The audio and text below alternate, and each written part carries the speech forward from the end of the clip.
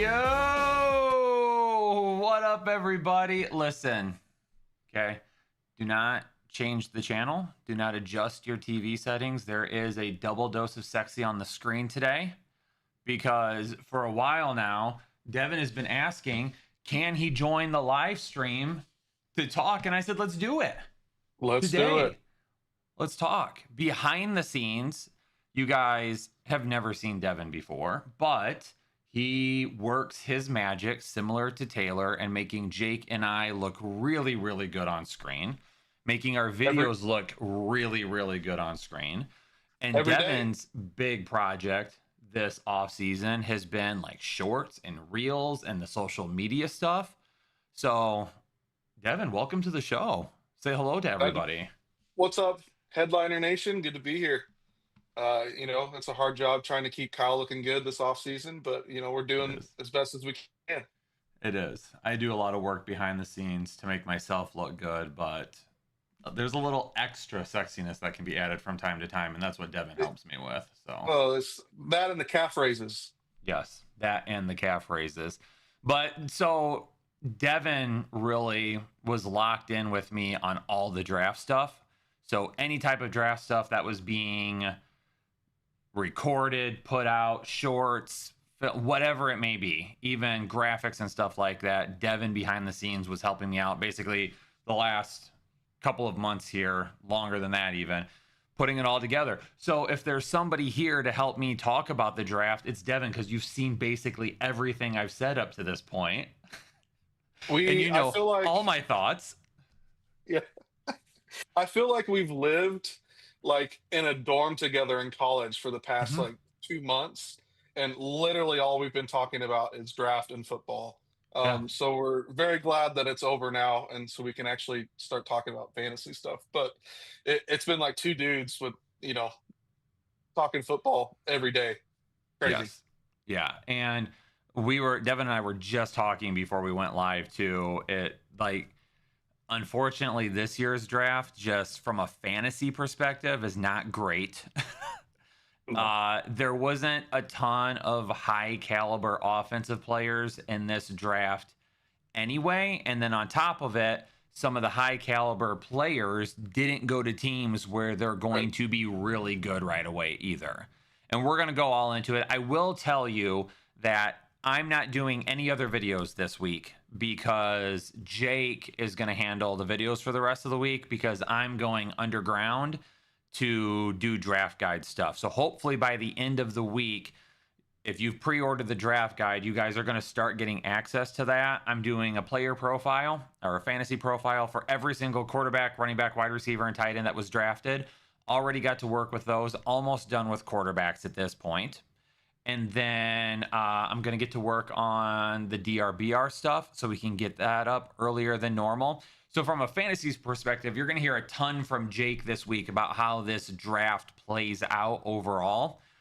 Today, we'll be talking a little bit of fantasy, obviously, but we're going to be doing some draft grades. How do some of these players fit overall on some of these teams?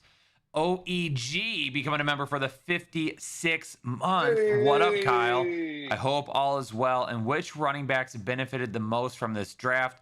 Much appreciation, Headliners, for all you do. And what up, Devin? I'll be honest. In terms of running backs, who benefited the most? Nobody. Seattle. I mean, Jadarian Price is really the only one that you can look at and be like, oh, yeah, like this one works out really well. Like, we really liked Emmett Johnson, but Emmett Johnson's going to be behind Kenneth Walker now. And I don't want to root for any type of Kenneth Walker injury whatsoever. I don't even want to speak that into existence. Nicholas Singleton to Tennessee, I don't think is a bad fit. I mean, we'll get into that a little bit more, but he has an opportunity to potentially start getting a decent amount of touches there. If not this year, then next year. Katron Allen, also from Penn State, was another guy that was kind of under the radar for me. He goes to Washington. Maybe he can take some touches away from JCM. So, I mean, there's a couple of spots, but again, more dynasty than anything, not right away. Yeah, a lot of Yeah. Who was it? Glenn has a Devin only question. Would you be offended if Kyle invited you for a barbecue and only served salt and pepper chicken?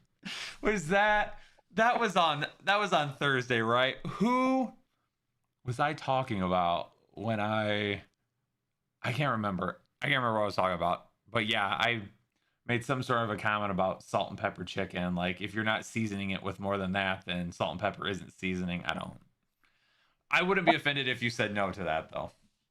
mean, I only see Kyle probably once a year, so just the fact that I'd be able to spend some quality time with my brother, that'd be great. But Oh yeah, you got to man. season that stuff. You got to season that stuff, man. Like, Yeah. no, no. Listen, you're never gonna come to a barbecue at my house and get that type of chicken. Like, you're gonna get good food, man. You're Yeah. gonna get good food. You don't have to worry about that. Salt and pepper ain't seasoning. It's just extra. Yeah, it's just a little bit extra. It's a part of the recipe, but it doesn't bring it all out. All right, we're gonna go team by team here. Let's start with Arizona. I mean, Arizona probably to me is the one that the most attention is being made of right now, and that has a lot to do with the fact that they killed Jeremiah Love's draft stock for fantasy purposes. Because Yeah. I mean, that's going to be that's going to be the main conversation here in terms of dynasty. You're going to talk about Carson Beck and what does he potentially mean going in the third round there. But I mean, there was a lot of talk about Jeremiah Love at number 3, and I think I even before the draft started, I said Jeremiah's going to go number 3 tonight, and it's going to happen to somebody that trades into that spot. And nobody traded into that spot, and Arizona went with it anyway. And I'm like, why?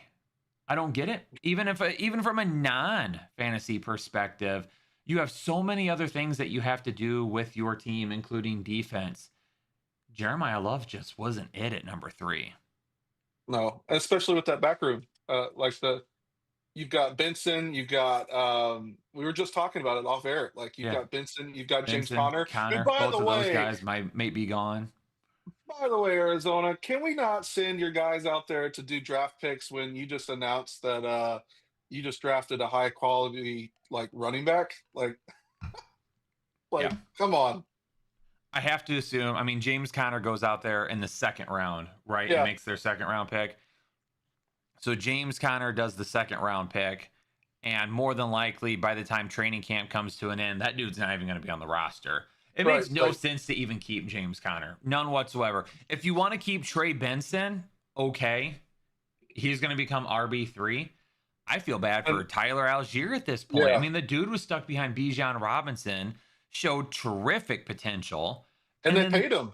And they paid him, and then they draft Yeah. Jeremiah Love. I cannot imagine a scenario where there wasn't a team wanting to move up to number 3. I can't. It Yeah, makes I don't know. I mean, the other two picks that I saw that I liked out of them was they got a guard in the second, and then Proctor in the fourth. Like those two, I felt like actually helped the team. I Yeah. mean, not saying Love doesn't help the team, but like they were pieces that I felt like they needed. And Love, I just felt like it's generation and it's talent, so we're going to draft this guy. I mean, it didn't make sense, but I mean, you went after probably the top pick of the draft, you Yeah. know, just because you were there at 3.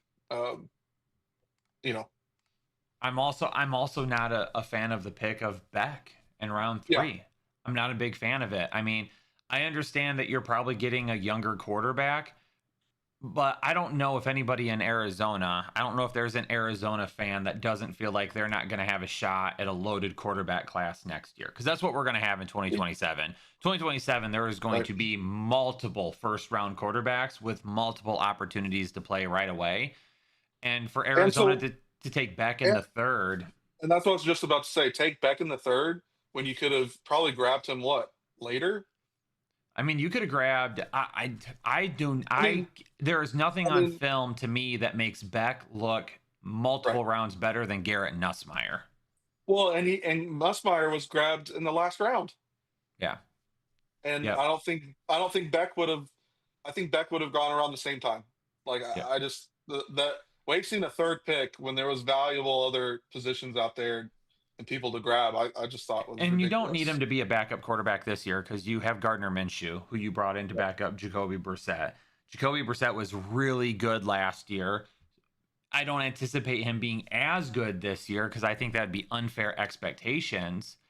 Sure. But to go running back in the first and a quarterback in the third when your main needs were defense and offensive line, it's that, I mean, from a talent standpoint, if you want to give a B minus to Arizona because they drafted arguably one of the most talented players in the draft at number 3, you could do that. But if you're talking about needs and absolutely getting better as a franchise, they get a C minus at best for Yeah. me.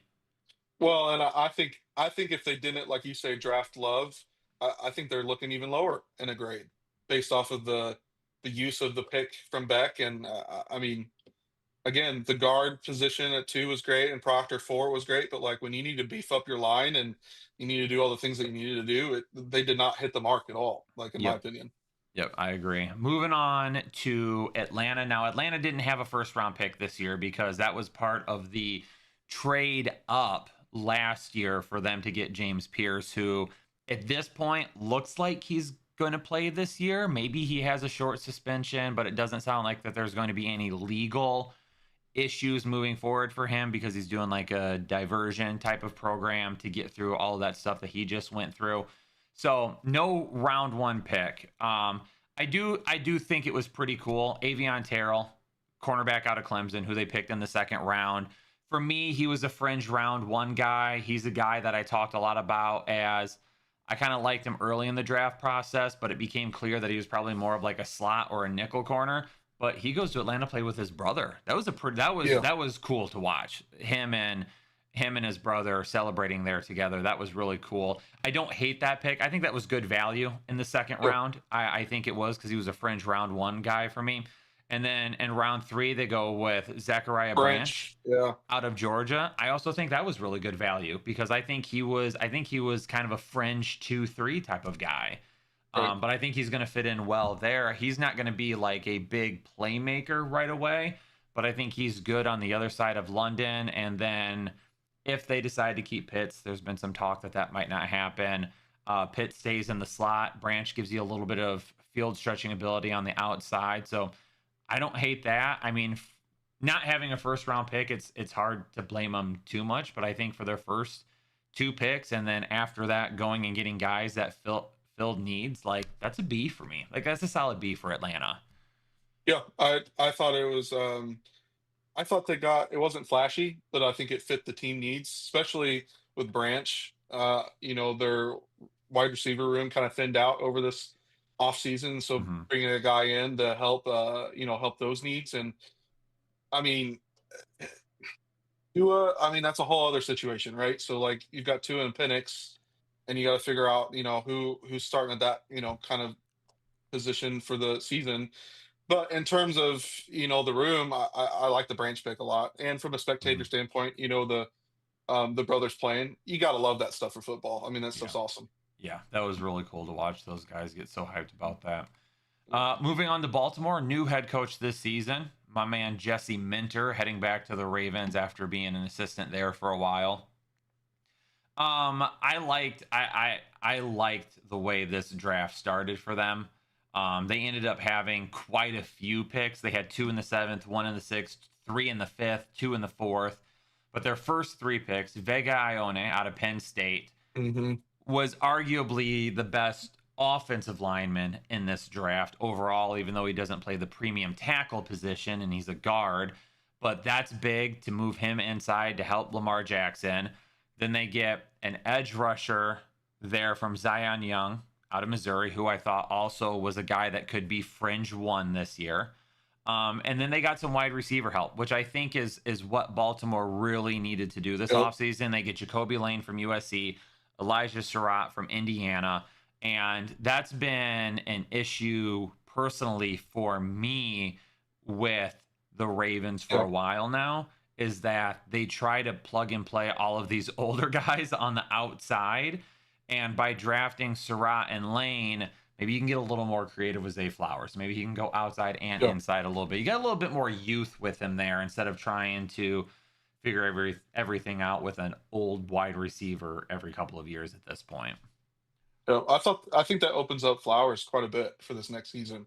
I could see him being a good asset for fantasy, especially with those two being young guys, right? Like Lamar is gonna, go to Flowers in terms of hitting them up, and we saw that at the end of the last season too. With Flowers. I love the young pick, and then you know I say that with Young, and then you've got Trey Henderson now, right? Trey Henderson out there, so you've got two edge rushers now for their line. I think that's huge for their defense.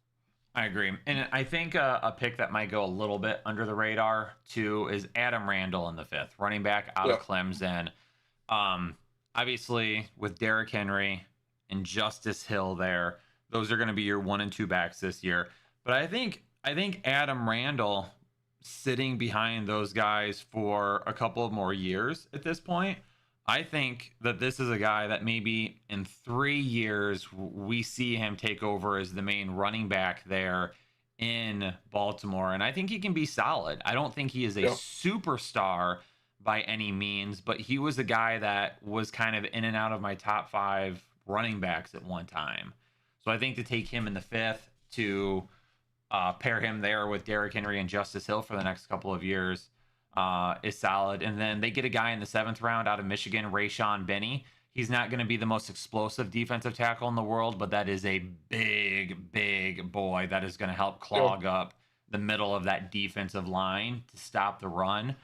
So by adding a guy like Zion Young, by having Hendrickson, you need somebody in the middle that can help kind of shut down the run a little bit with those guys rushing so hard from the outside. Benny's going to be a guy that helps with that. So overall, I would give them. I'll go B plus here. I'll go B I was, plus. Not yeah, quite an A for me, but I like what they did. I thought they had a solid game plan. I'd agree. I was going to say B plus as well before you even said it. I think it's great. Whew. Oh man, we are on the same page. And I see there are a lot of questions asking about specific teams and things like that. For right now, we're just going to go through team by team. Because I don't want to be like, oh yeah, let me answer your question and then try. I'm just going by team, alphabetical order, and we're just going to roll through them. We're going to talk about all the teams. So if you're watching right now and we haven't talked about your team yet, stick around for a few minutes, and we will absolutely get to everybody. Moving on to the Buffalo Bills, who traded not once but twice, but 3 Basically, the times, whole time they just kept on going completely lower out and of the lower first and lower. round. They just kept going and going and going. But I mean, with their first, they ended up with 2 picks in the second round. TJ Parker from Clemson, the Good edge pick. rusher. Again, Yep. and you're going to hear me probably say this quite a bit today. And the one thing I want to clarify is because it might come up where it's like, Kyle, you said like, oh, these were fringe round 1 guys, but you talk about how this wasn't that great of a draft.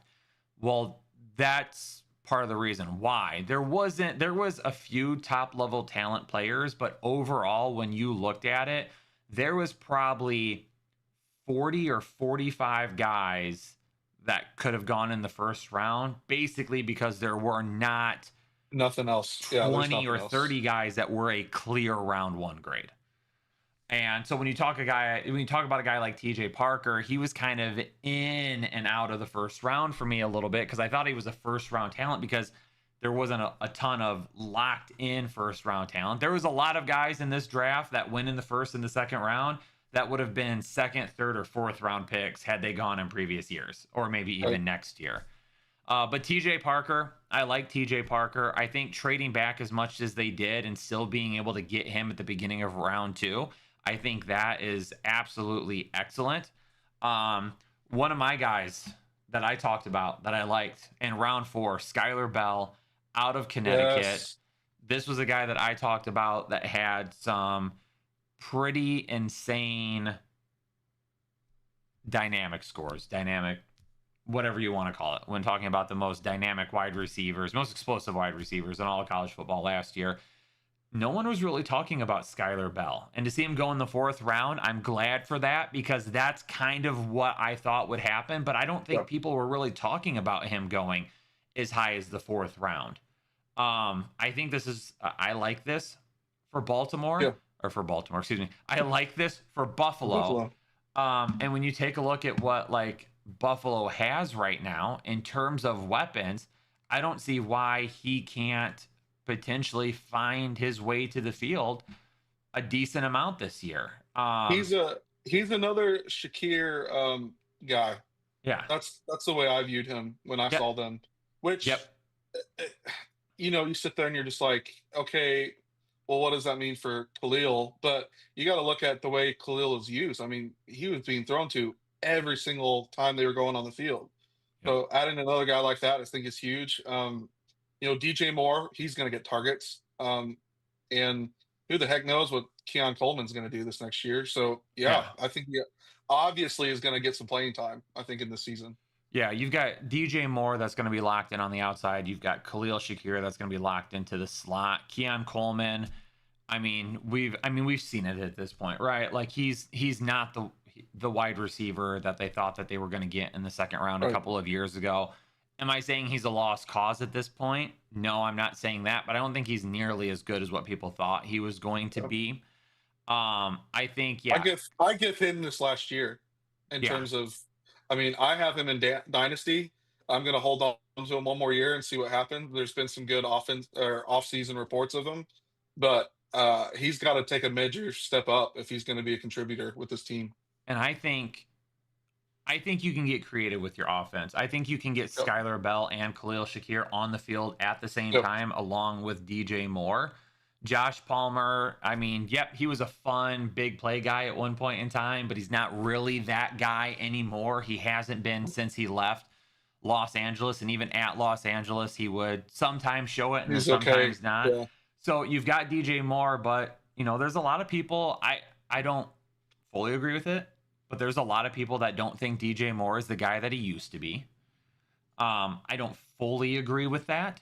So, but if you wanted to argue, yeah, DJ Moore isn't what he used to be, then I would argue then Skylar Bell is going to see some time this year. Yep. He's going to get on Well, the and field at a time. then they're going to bring back Gabe Davis at some point too. He always finds his way back to Buffalo. Always. So yeah, and then also another guy too that I liked that was kind of a combine performer, Zane Durant, defensive tackle, taken in the 5th round. TJ, if you're still here, you and I had this conversation a few weeks back about how I just didn't feel like Zane Durant was getting a ton of love. So I'm glad to see him go in the 5th round. I think this is a good pickup for Buffalo as well.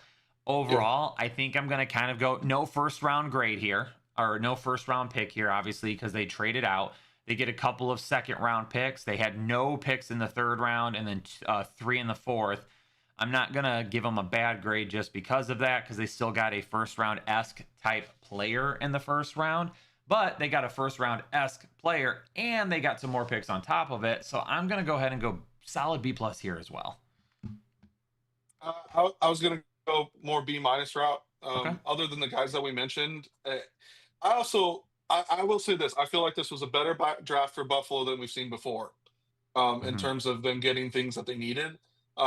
For some reason, every year they just kind of throw darts, right, and like try to land stuff. And I feel like other than the picks that we discussed, that's what everything else was. Yeah. Like, you know what I'm saying? Yep. Moving on to Carolina, I really liked Carolina's draft. I really did. I thought they did a very good job here. Monroe Freeling in the 1st round at number 19. Monroe Freeling was a guy for me that, like a lot of others, ascended really quick. He doesn't have some of the body of work of some of the other offensive tackles, but the smaller body of work, you can see a guy that can absolutely be a all-pro type of left tackle at the NFL level. I thought for sure he was going to Detroit. Absolutely thought for sure that was the guy that they were going to be looking at. It was not. And You just wanted it. You just wanted it. That's what it was. We'll talk more about my Lions here in a couple of minutes, and I'll give you my thoughts. But for Carolina to stay put and get him at 19, knowing they have to protect Bryce Young, and then coming back in the 3rd round and getting Chris Brazzell from Tennessee at wide receiver, I thought those were extremely good moves with really good value. You needed Bryce Young to get another weapon, and you needed to have a game changer on the offensive line and Monroe Freeling. And then I don't even hate Lee Hunter in the second round. I thought Lee Hunter was a good pick. Yep. I don't think he was a first round talent for me at any point in time, but I had him solidly in the second round, and that's where they end up getting him. So I think they got good value on Freeling. I think they got good value on Brazel. They got Lee Hunter at value. This was an A- draft for me for Carolina, because I think with their first 3 picks, they attacked 3 needs that they needed, and they got really good value on 2 of those 3 picks. Yeah. I mean, I thought you and I both thought they'd really go Sadiq here, in this draft. And so the Brazel thing, I thought redeemed it for them not going up and getting him. And in all reality, their tight ends there are all right. But I thought they did a solid job in filling the needs that they needed. They also, in the 5th round, they got a center. They went and got stuff. They got the trenches stuff done to help Bryce Young. So Bryce Young, dude, like, this is your year. If you're not going to get it done this year, then, I don't know what they're going to do. Yeah, and then in the 4th round, they got Will Lee, a cornerback out of Texas A&M, a senior. So they're getting a lot of snaps from that guy there coming into the NFL level. Lunatic, we're just moving in alphabetical order. Right now.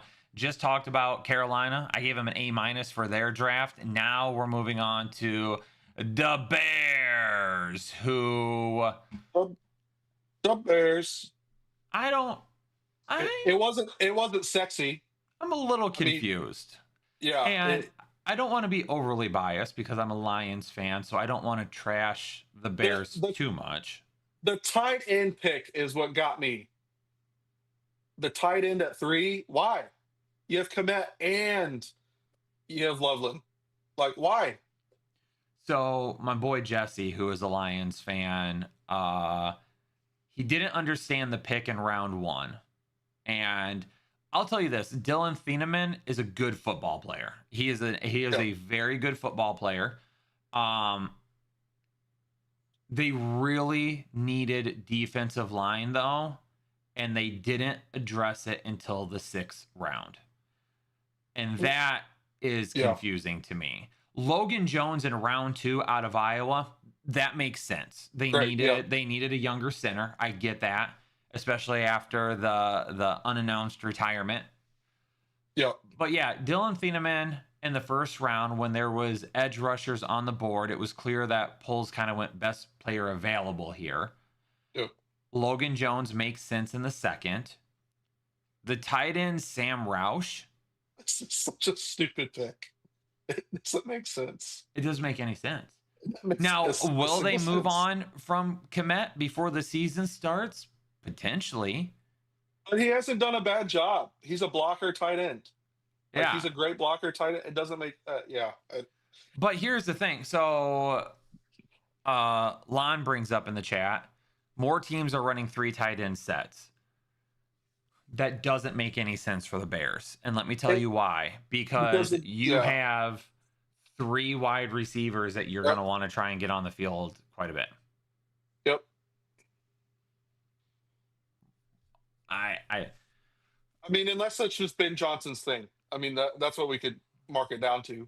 Yeah. Right? And did they run some 3 tight end sets in Detroit? Yeah, but it wasn't enough to use a pick on one. Yeah. Like a 3rd round pick. And not only, see, here's the thing though. Again, here's the thing. It's not necessarily the tight end, because if you were to tell me, yeah, well, they're going to move on from Kmet before the end of the season. Okay. That makes sense. Or they're going to move on from Kmet next offseason. Okay. All right. Well, then you've got your tight end ready to step in. But you also still didn't address the defensive line until round 6. Right. Like, if you come back in round 3 and draft a defensive end or a defensive tackle or an edge rusher, instead of drafting Xavier Thomas, the wide receiver, which I don't really think you need any more of, then maybe I can be like, you know what? You got a good value in the 3rd round then on an edge rusher. That redeems you for the Sam Roush pick. But they still didn't do that. If they were so gung-ho about getting a tight end, like that was the plan. I mean, I was just looking at Philadelphia and their picks. Not that we're moving ahead, anybody. but Stowers went at 54. Yeah. Like Yep. again, it doesn't make sense. I mean, I want to give them like a C minus, but I almost want to give them a D. And that Like, and Ryan Poles has done a pretty solid job. Like he fleeces the Carolina Panthers a few years back for that first overall pick. He still ends up getting Caleb Williams a couple of years later, and he brings in DJ Moore in that trade, and they yep, draft really well. And then he gets Ben Johnson, who was if you want to say him and Mike Vrabel were kind of the offseason hires last year that worked out the best for their teams. But I got to give him a D because it doesn't, a lot of the picks don't make any sense for me. I understand you probably in your mind, you went best player available in the first round with Dylan Thieneman. But in this draft, it just didn't feel like best player available was the best solution for a team that has to do better on the defensive line. You have to face Jahmyr Gibbs twice a season. You have to yep, face Aaron Jones, which anybody can argue however they want to. There, you're gonna have to face him twice a season. You have to face Josh Jacobs twice a season. yep. And while Thieneman can come up and play in the box and help with the run, you also need to get after Jordan Love, Kyler Murray, and Jared Goff. Yeah. And if you're not creating pressure on those guys, you're not going to get it done. Which I'm looking at the rounds right now, and so they picked Thieneman 25. Look who goes at, Peter Wood goes at 29 with Kansas Mhm. City, and then Kendrick Falk goes to 31 to Tennessee. Like there were Yeah. guys there, Yep. that fit the needs, and yeah, I don't agree with it either. So Crazy. it'll be interesting. But even on top, like another thing that I want to say too is I made this comparison. Like this is what I told people last year was that you hire an offensive minded head coach and you went offensive heavy. Colston Loveland, Luther Burden, like you were Yep. focused on offense last year. And the thought was, okay, they're going to go ahead and focus on the defensive side of the ball this year because you're going to need help. They went defense in round one, and then they went offensive line, tight end, and wide receiver. Their next three picks were all offensive picks. Then you go cornerback, linebacker, tight end. Uh, Yeah. I mean, again, they picked guys that they already have in terms of position. Yeah. It felt, yeah, especially after signing Khalif Raymond. Is there really a need to get Xavier Thomas in the third round? Do you really like him that much? Do you really not think he can't make it to the fourth? So Chicago for me, I don't love it. Chicago gets a D. I'm going D with Chicago. I think they were You went probably one of the worst off drafts in my opinion. you went full D. Full D. They're not Full even D. getting half of it. They're getting all of the D there. You're getting the full D. They're in the full D. Let's move on to the Cincinnati Bengals. Now, the Cincinnati Bengals took, I don't know if it's a little bit of a risk, but they decided to trade their number one pick at 10 overall to the New York Giants for Dexter Lawrence. Yep. I was lukewarm on that pick. I don't know if it was worth it or not. To me, what I am basically taking from Cincinnati at this point was, hey, at number 10, we could give or take quite a few players. We don't think that there was anybody that we really felt would jump in and help right away. So we decided to use that pick to get somebody, considering Cincinnati had one of the worst run defenses in all of football. Even in my last mock draft, I had him trading back into the first round to get Peter Woods later on. So that was definitely a need. So I'm not going to hold that against them too much, but I do love that not only were they able to get Dexter Lawrence for the 10th overall pick, but then they come back in the second round and they got Cassius Howell to fall to them. That's a pretty good first two players to walk away from in this draft year. I like it. I do too. I thought they got, again, it wasn't flashy. And remind you guys, like we get these comments all the time. Most drafts and good teams, they don't draft flashy unless there's somebody there that is flashy in a sense. Wouldn't you agree, Kyle? Yeah. Like it's not nice looking. I thought they did a good job.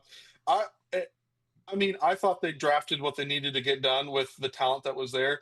I honestly think that they've done a good job in their offseason. And I do not like the Bengals. Sorry, Bengals fans. I'm not a fan, but you went and got Dexter Lawrence, and then you also went and got Brian Cook from Kansas City.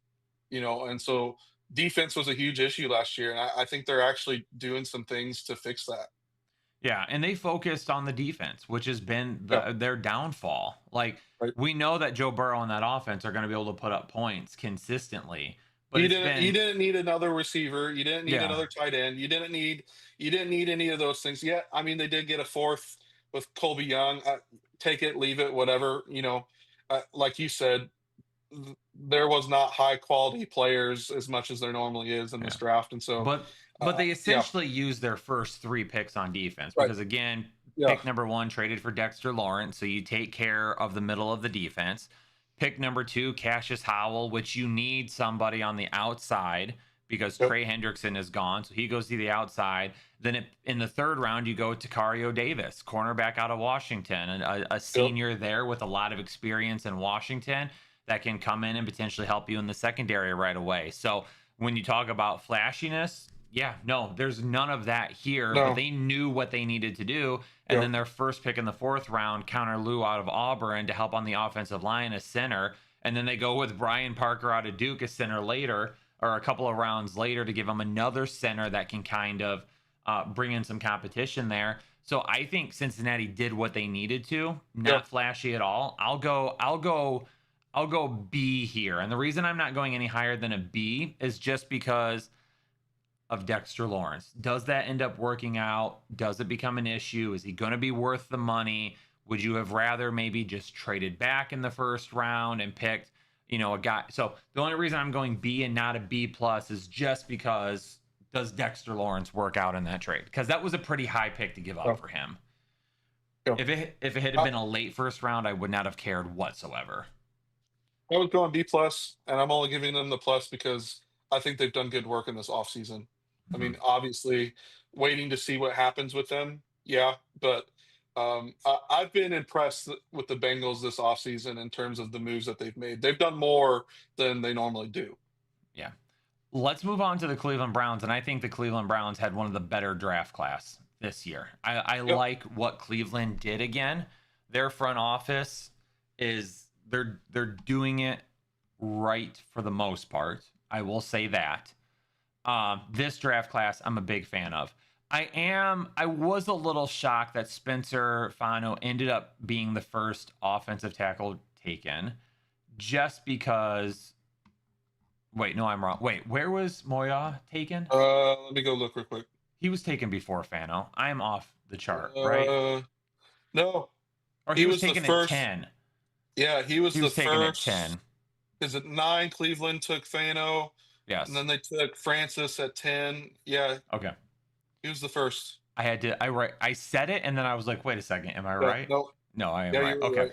Yeah, so I am a little shocked that Fano was the first tackle taken just because there are some concerns about his size at tackle moving forward. But I don't also hate it in the sense that Cleveland has done a lot of work to their offensive line this Hmm. year. And if they decide, they could play Fano at right tackle, they could play him at left tackle, they could put him at guard. There's a lot of people that felt like Fano could end up being the best center taken in Yeah, this draft. He did center workouts at the combine and his pro day because there was a lot of yeah. teams that felt like with his athleticism and the fact that he's a little on the smaller side for a tackle, they felt like he would be a really good center. I It's like think, a Jason Kelsey comp. I mean, that's what I would mhm, say, yeah, right? and Like, I like that there is maybe a little bit of wiggle room here. That maybe yeah, they drafted Fano because they were like, hey, we did a lot of work this offseason. We think Fano's a guy that doesn't have to necessarily be in one spot. Let's see where he fits in best because we really like him. So, I mean, I'm all good with that with Fano. And then, I thought he was a good fit for the mhm, team, like you yeah, said. yeah. Yeah, And then they go and they get some wide receivers. KC Concepcion and Denzel Boston. From a fantasy perspective, I'm not a big fan of it because I wanted Concepcion and Boston to be in different areas where they yeah, could potentially do really good together, or do really well separately. But it will be so. As much as I liked the It's Concepcion pick, I like the Boston pick better because I think Yep, that's what they needed more of. yep. I thought it, the whole quarterback situation. It's another thing. It reminds me a little bit of Atlanta, where you've got Watson and you've got Shador Sanders out there. Who knows what the heck is going to happen this season for those two? But it's almost like Cleveland went in with this idea, and it's a new coach too, right? So it's almost like a completely fresh start that it felt like with this draft. Is like Yeah. we're going to go out there get a good tackle. We already have a good line. I mean, that's going to help the running backs even more. Um, Not that they need it, kind of thing. But then going out and getting your receivers. The only thing that sucks is, you've got Judy out there. I think he's done. I don't think Yeah. it hurts. It hurts everybody's value that's out there already playing receiver. It You know. wouldn't shock me to see Judy traded Yep. before the Yeah. end of training camp. Because when you take a look at the depth chart for Cleveland, you've got Jerry Judy, Denzel Boston, Casey Concepcion, Tylan Wallace, Tillman. Cedric Tillman, Isaiah Yep. Bond, all of those It's guys. it's And crowded. it's very crowded. And then you add in Harold Fannin on top of that. Yep. It's very crowded. And Judy, yeah, I think you could trade Judy, even if you Yep. get a 4th round pick, a 5th round pick, something like that, a Well, fifth and a 6th. there's teams looking for guys like that, Yeah. right? Like You could easily Washington. put Cedric Tillman and Denzel Boston on the outside and be just Yep. fine with Casey Concepcion at slot. Without a trade before training camp, more than likely, I think we're gonna see a lot of competition in training camp. Yep. I don't expect to have an answer on who the guy will be until midway through the season. If I had to guess, Harold Fannin will be number 1 for me Yeah. in terms of the most consistency on this team. Casey Concepcion would be number 2 if Shador Sanders is the quarterback. Right. If it's not Shador Sanders and they decide to give Deshaun Watson another opportunity, at that point, I don't even know what to Who knows? expect. They remind me a little bit of how we thought about Green Bay last year, Hmm. where you had all this talent in the wide receiver room. You had a number one tight end, and where's the ball going to go? Hmm. Like that's what I see. Until, like you said, if you get rid of Judy, you make some moves in this, before the season starts, then you can't say what's going to happen yet. Yeah. From a value perspective of this draft, was Fanu a little bit early? Maybe, but to some people he was not. And like we said, I think from a team It's, perspective, he was a good fit. they Casey got their guy. Concepcion was Yeah. about at value. Yep. Denzel Boston could have been a 1st round pick. So they got Great good value. value with him at 7 and the 2nd. Emmanuel McNeil Warren, safety out of Toledo at 26th in the 2nd round, 58 overall. To me, that is one of the better values here Yep. overall because he was mocked in the 1st round. Almost every 9 out of 10 mocks that you read, EMW went in the 1st round. Yep. And even I if he thought wasn't going to, still getting them at the end of the 2nd. I thought they crushed this draft. I thought in my mind, they're one of the top. They're one of the top teams that did well in this draft. Yeah. And Fatal brings up Talon Green. I mentioned Talon Green a couple of times. I Yep. didn't talk much about him. He He'll be reminds the me starter. he reminds me of a smaller Anthony Richardson. He's got the same type of athletic ability, and he's very raw in terms of being just a passer, so he has a lot of work to do. Yep. He's a 6th round pick for a reason. Normally, we're not going to bet on 6th round quarterbacks, especially guys like Talon Green, who are outside the norm of a traditional quarterback. But I would not be shocked if he doesn't push, because I would take him over He's Dylan Gabriel. Yeah. Here's the deal: we might get 4 different quarterbacks for a Yeah. game. I would Like I would take in him over Dylan Cleveland, Gabriel easy. Who knows? Like, we could see Taylor Green at the end of the year. Yeah. So I've got no issues with Taylor Green being the quarterback Yeah. 3 ahead of Dylan Gabriel at some point in time. I do think that they need to move on from Deshaun Watson. Let's just Yep. we can't keep him there. Eat, It's been a eat it. Eat, disaster. Y'all need to eat move it. on. Eat it, and just move Yep. on. Yep. Yep. Give Shedeur Sanders his shot this year. If Sanders doesn't get it done, then maybe Taylor Green grows enough this year. But I will say this, do not be shocked if we do not see packages for Taylor Green. And if he doesn't make his way onto the field this year, and just some packages that are meant specifically for him. Well, and then the other part of all this too is if Cleveland does what they always do, and we don't see a great season out of them, 2027 is a huge quarterback year. I mean, give everybody the chance, and then none of them can do it. Then all right, 2027, let's go get a quarterback. Yeah. So yeah, for me, I want to say A- here. I really do. Yeah. But I don't love giving out A grades. Like, you have to earn it. You have to earn it. Let me ask you this, Kyle. Would it be different if they weren't the Cleveland Browns? No, because I don't hate Cleveland the way other people do. I don't. I feel for them. I really do. They put salt and pepper on their chicken, and that's it. That's the reason. I'm gonna go a solid B+ here. And if Austin Barber ends up becoming a starter within the next year, this is an A- draft.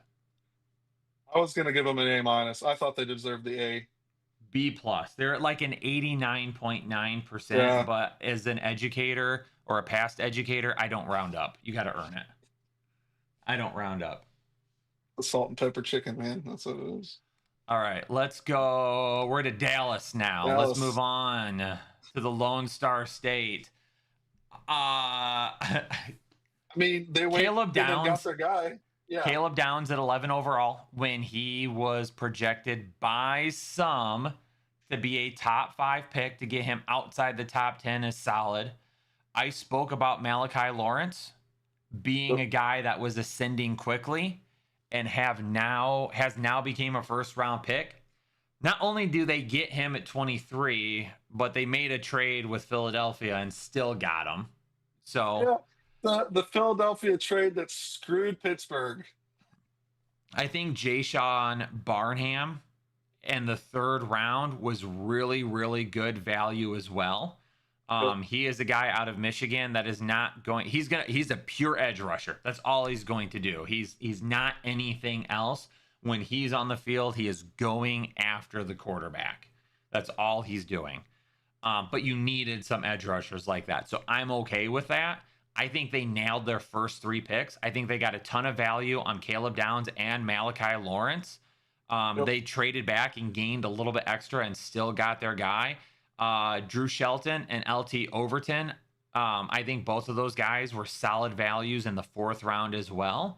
And I think they nailed it. This is a B+ for me too. Yeah, I was going to agree. They got what they got done, what they needed to get done. I don't think there's much more to say about Dallas. I just thought that they did solid. Sorry, answering quick text message. You're good. Okay, there we go. Okay, let's move on. Dallas was a quick one. We'll go to Denver. The Coleman pick I didn't like. I like no first or second round pick. Sure, I like him, but I mean, it just makes things messy in the backfield, like we've been talking about. It's like, okay, like it's like Sean Payton doesn't like his running backs still. He hasn't found the guy. That's what it made me feel like, Yeah, for me personally, they're going to get an incomplete grade. I'm not going to give them a letter grade. I'm going to go incomplete. You didn't have a first or a second round pick. So at that point, you were trying to draft value anyway, and you're not going to be drafting a ton of guys that are going to step in and help, which that's where Denver is right now. And that's why they don't have first or second round picks here, is because they are focusing on winning now. But yeah, Jonah Coleman didn't make a ton of sense to me because I think he fits too much of the RJ Harvey role. But like when you Yep. text me and you were like, huh, this is interesting for Harvey, my thought process is, well, this is probably a pick for 2027. J.K. Dobbins Sure. spends one more year in Denver. He's But gone. And then but they're the Coleman same. and Harvey.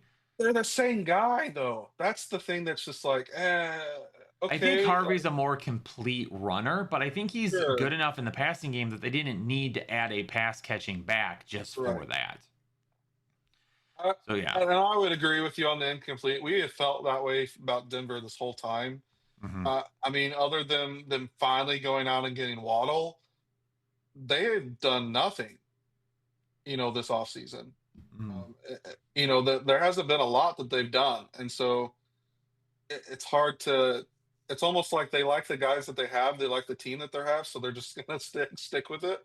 Um, the Waddle was a great addition, though. Yeah. Yeah. So they made a move to get better with Waddle right away.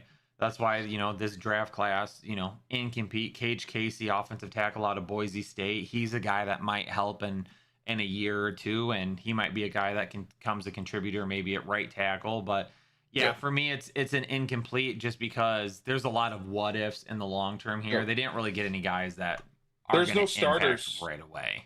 Yeah, there's no starters in this draft Yeah. for Denver. Yeah. So incomplete grade for Denver. Now it's time to move on to what may end up taking the longest here. I don't know. Kansas City will probably take us a few minutes as well since you're a Kansas City fan. I won't spend too much time on Detroit, or I won't try to, because I feel like people are like, oh man, Kyle's not happy. I don't mind the Blake Miller pick. I will Yeah. say that. The one thing that concerns me about Blake Miller is that he felt like the safe pick. And he also felt like the pick. And I Pick got on 17. I got on Detroit for this earlier in the offseason because my concern with Detroit has become the fact that they are so entrenched in drafting their guys or gritty Yeah. guys or locker room guys that they pass up on talent. Yep. And Blake Miller is a Lions guy. He is. He never missed a game in college. He only missed 2 practices his entire college career. He has the most starts on the offensive line ever for Clemson. He is a state championship high school wrestler. He's exactly what the Lions have been trying to draft Yeah. and bring in for the last several years. Blake Miller is a Brad Holmes, Dan Campbell guy.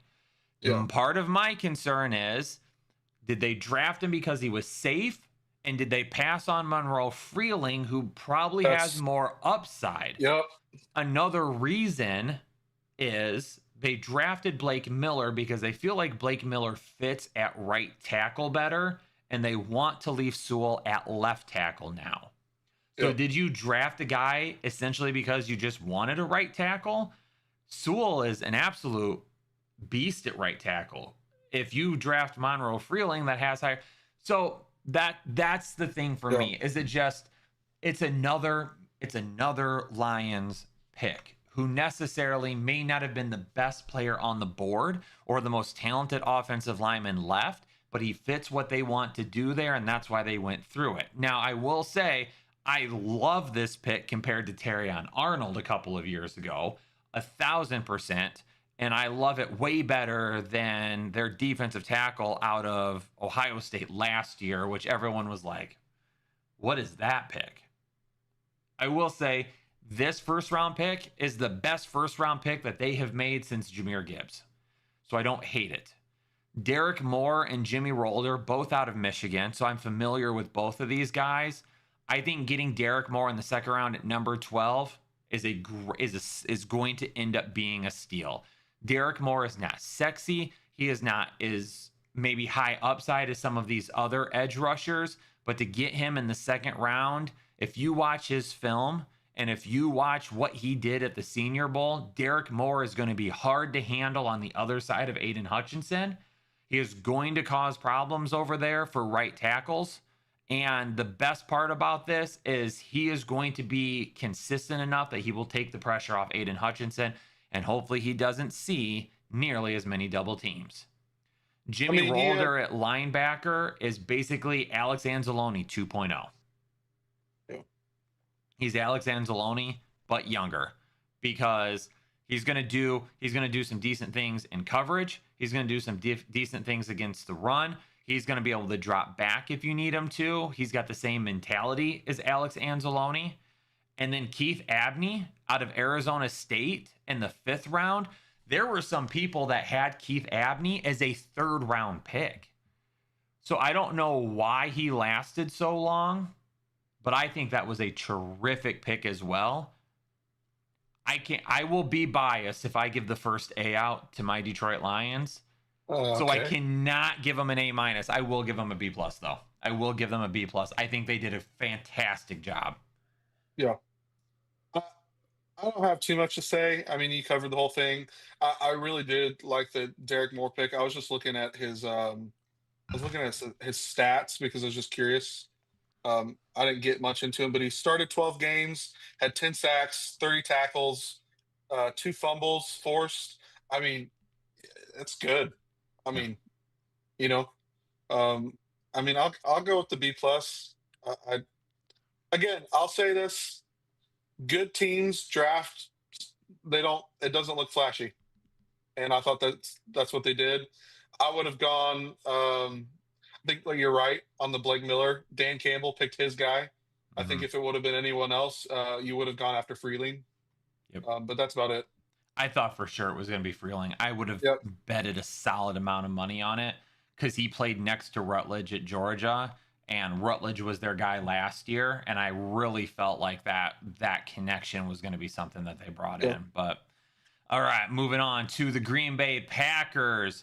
Not a ton of picks here. They did not have a Yeah. first round pick. That was Dallas's pick in the Micah Parsons trade.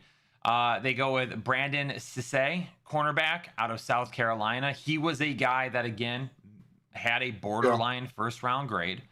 They really focused on defense. Cornerback, defensive tackle, edge, another cornerback.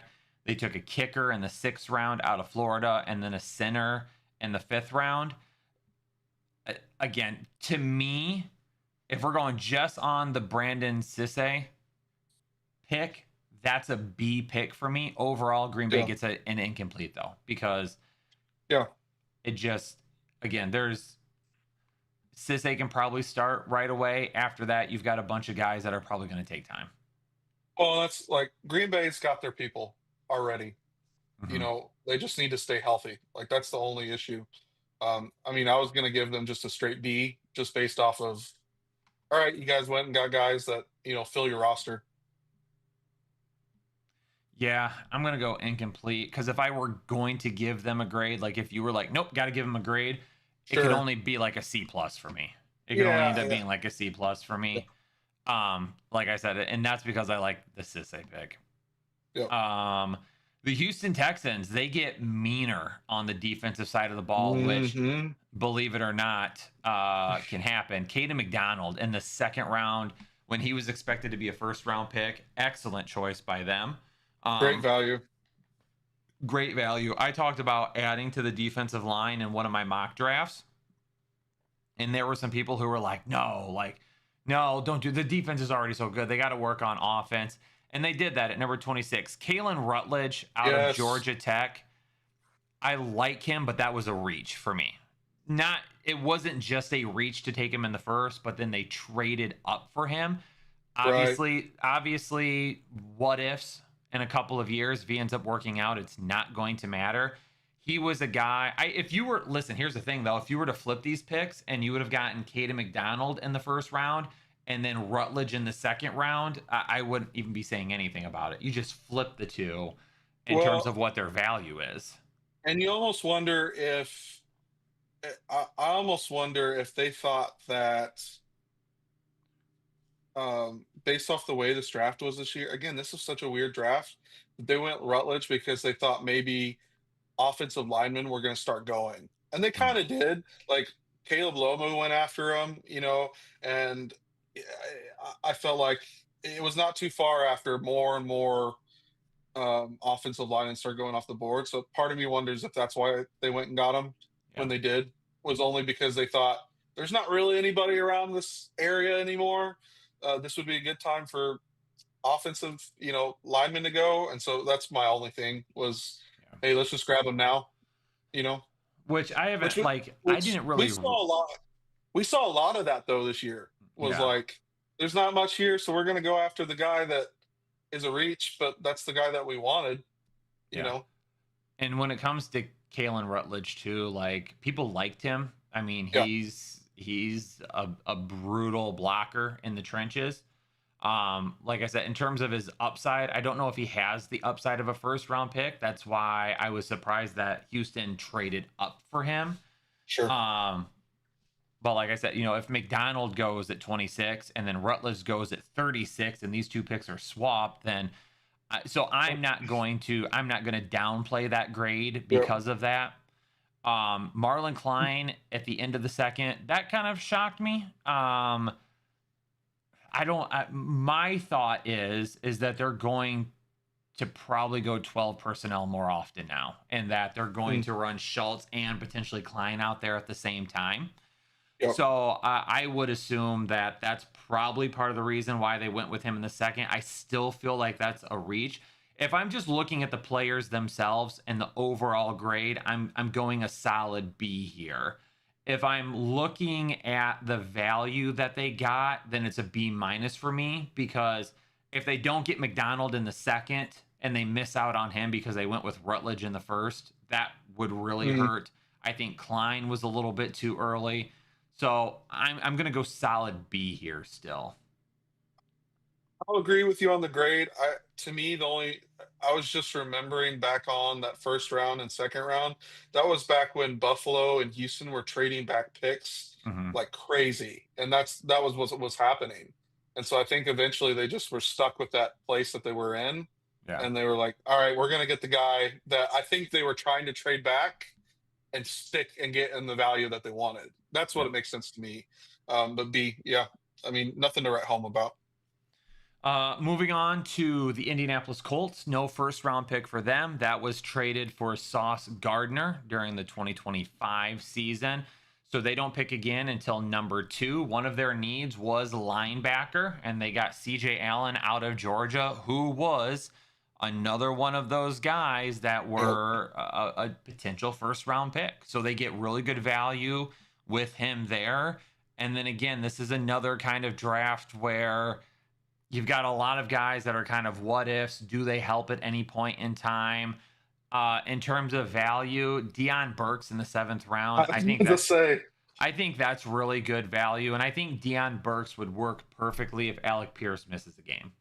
That's where I think Deion Burks helps out. I don't think it's not a great landing spot for him, especially considering Pierce just got paid all that money. right? But Pierce also has been a guy that has dealt with some injury issues. So if he ends up missing time, he's already hurt, right? yeah, That was the whole Pat McAfee was going on about this, where he just signed a huge contract and he's out for the next, like, what, 3 or 4 months right now? yeah, he's gonna miss a couple of months here coming up. Yeah. So I mean, for me, when I look at Indianapolis, I like the CJ Allen pick, but I'm gonna go C plus here. I'm gonna go C plus. Just because I don't think there are a ton of guys outside of CJ Allen that I see helping right away. Right. And the Colts needed that. Yeah. Yeah. I mean, they did go out and get Sauce, so you got to give them credit for that. But lackluster of a draft. Again, like you said, CJ Allen and then Deion Burks was the only thing that caught my eye to any of this for them. I hate to agree with you with the grade, but I'm just going to give you the same thing because I didn't think it was much. Yeah. For Jacksonville, no first round pick here. Didn't draft until 24th overall in the 2nd round, and they went with a tight end, Nate Borkircher, out of Texas A&M. I really thought that they might trade BTJ. and try to get draft picks out of them. I thought that was maybe something that they would do. It's Um, I have but I have a big issue with this pick. A big one. yeah, go ahead. I don't have much to say about the Jags because I didn't think they drafted 2 tight ends. Like, come on, Yeah. Here's my thing. go for it, Kyle. I'm just gonna go and You have Brian Thomas Jr., you have Parker Washington, you have Jacoby Myers, you have Brenton Strange. are you going after You offense? you have Baishal Tuin at running back, and you draft 1 tight end, 2 tight ends, 1 wide receiver, 2 wide receivers. 4 of your picks were tight ends and wide receivers. Why? I don't. And they're all guys that are they going to actually make the team? Are they going to play? It just doesn't Yeah. make any sense. Are you drafting for depth? You are coming off of a season in which you were 13-4, first in the AFC South, and the first pick you make is a tight end when you already have Brenton Strange. It does not. That does not make any sense to me. I'm going to straight up give them a D. Yeah. Oh yeah. They are getting a D for me. Terrible. Yeah. The picks make very little sense. I will say Emmanuel Pregnon, guard out of Oregon in the 3rd round. I think that is a solid pick. That is a guy that there was some smoke that he could be a really early 2nd round pick. So they got some tremendous value there. But just overall, this didn't do it for me. I felt like they could have drafted way better coming off the season in which they did. This almost felt like a Detroit Lions draft where they skipped out on best player available because they just wanted their guys. Yeah. That's what it kind of felt like. Yeah. But they did not do it nearly as well as what Detroit has done in the past. I'm not a fan of Jacksonville's draft at all. Yep. No. A D for Duval.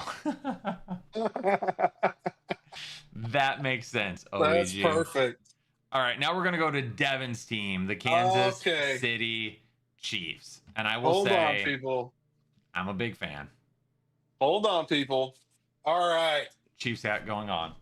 We're here. First of all, I'm a fan. Yeah. I mean, and I'm not just saying that because I'm a Chiefs fan. By the way, people, for all the hate, if you're going to give me, I've been a Chiefs fan since I was like 3. So I've been a Chiefs fan when Trent Green was quarterback, and it was terrible. So don't give me that crap about I'm a bandwagoner guy. Like, I've got the stuff. I've been a Chiefs fan all my life. And so I deserve a little bit of the glory that comes with that. I've been waiting for years on it. I thought the Delane pick was great. Everybody's talking about it being a reach. That was their guy. They've already come out and said it. You know, Veach has already come out and said that was the guy that they wanted.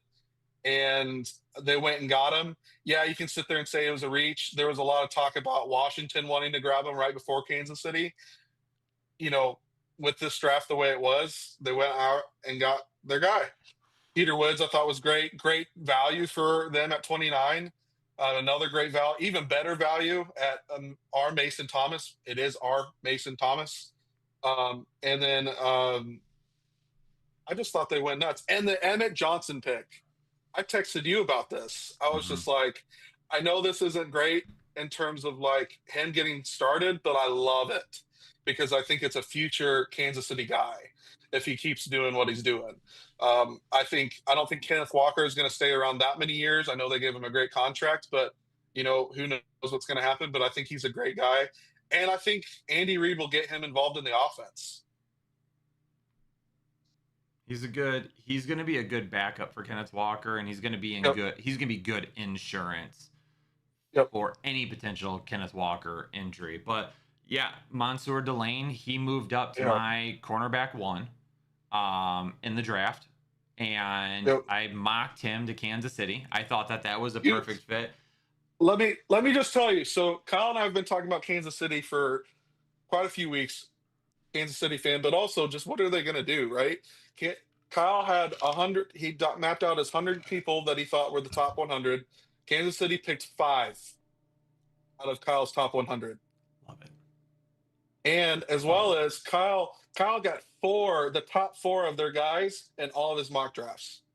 So when people are giving Kyle crap about the way he mock draft stuff, get out of here. We don't put salt and pepper on our chicken over here, you know? Yeah, I'm fine that they moved up to grab Mansour Delane. I have no issues with that whatsoever. Anybody that's upset that they moved up to grab him, I would argue that all day long. I've got no issues with that. They needed a cornerback. They lost their top 2 cornerbacks. He was my cornerback 1 in the draft. You needed a guy that could step in right away. The AFC West is not going to be easy this year. No. You are going to have to be able to stop the pass. Yeah, and I liked Kennedy. I thought he was a great pick. He's a nickel guy as well as a cornerback guy.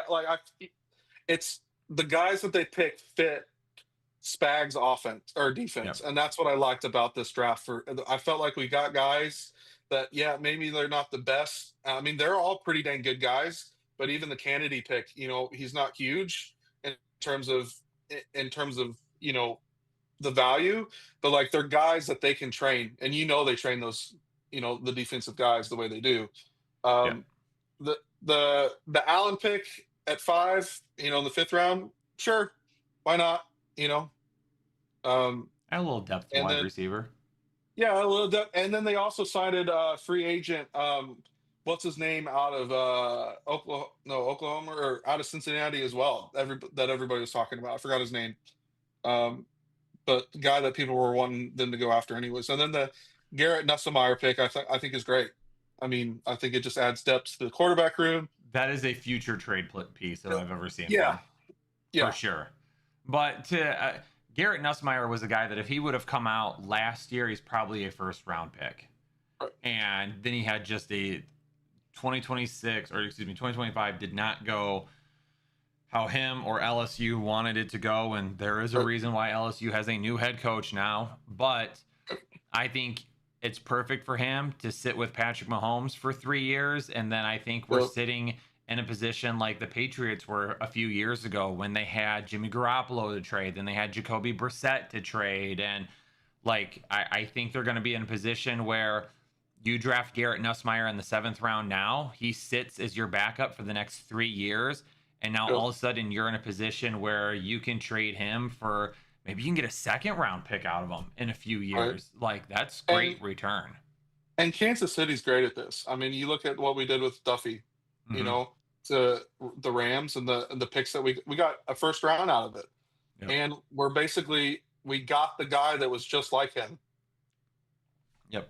That we're not paying what, $22 million or whatever they're paying McDuffie. I mean, I think, again, I thought they did a really good job. I don't know what to say about Mahomes in terms of the quarterback thing. I think he's going to be fine. I don't think there's any need for, hey, we got this guy because we don't think Mahomes is going to be fine, Yeah, he'll be ready. Yeah. Yeah, so Delane at 6, I love. Peter Woods at 29, I love. He was a top 10 projected player before this past season. R. Mason Thomas was a borderline first round guy for a while. I moved him into the 2nd round. At one point, I wouldn't have been shocked if he went into the 1st round, but I love the fact that he was taken in the 2nd round. I still can't give an A out yet, though. I'm going to go B+ here. Still can't give out an A yet. It's close. It was close. It was. Yeah. I mean, as much as I want to give him an A because it's my heart, but I'll agree with you on that one. Screw it. I'm giving it an A. I don't care if they're my team. Devin's like, listen, you guys don't have to see me on camera nearly as much, and you don't have to deal with me. So I'm going to give him an A, so then you can give Kyle shit later on. I think overall, when it comes to Kansas City, I thought they went out and got exactly what they needed. Yeah. With great value on every single person that they picked. But on top of that, I think they're going to go out and get a veteran wide receiver. I don't know who that is. In terms of people who are like, well, they should have gotten a wide receiver. They should have got, this person or that person. Well, I think they're going to sign somebody on a 1-year deal like they always do. Mm-hmm. And then you've got, the running game now that's fixed. I don't think defense was the focus, and they did it. Yep. They killed it with that. Yeah. All right, we're going to move on to Las Vegas now. We're halfway through, and it's a great discussion so far, but this is probably going to be the longest live stream of the offseason at this point. So, obviously, Las Vegas, we've known it for months, basically since the college football playoffs started. We knew Fernando Mendoza was going number one to the Las Vegas Raiders. There was really no doubt ever about that.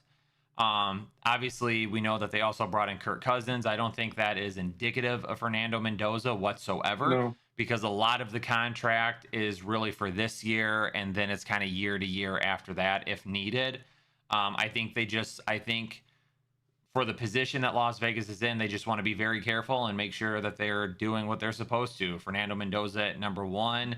A lot of people had him as the top player in this draft. I've said it multiple times. Do I think he's the highest ceiling quarterback that we've seen in a while? Absolutely not. But I do think he has a really, really high floor and is exactly what Las Vegas needed to get back on track. Yep.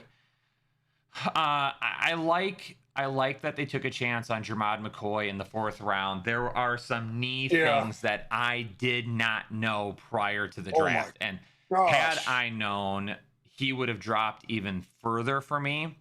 I thought there was something up when he performed pretty well at his combine, or not his combine, at his pro day. He still wasn't really being talked about. At that point, I dropped him in my cornerback rankings and went with Delane at QB1 or CB1 instead. Essentially, what's going on with McCoy is he's going to need a follow-up surgery. But the follow-up surgery, based on what Ethan said, is maybe 40% he returns to his previous self. He may not play again.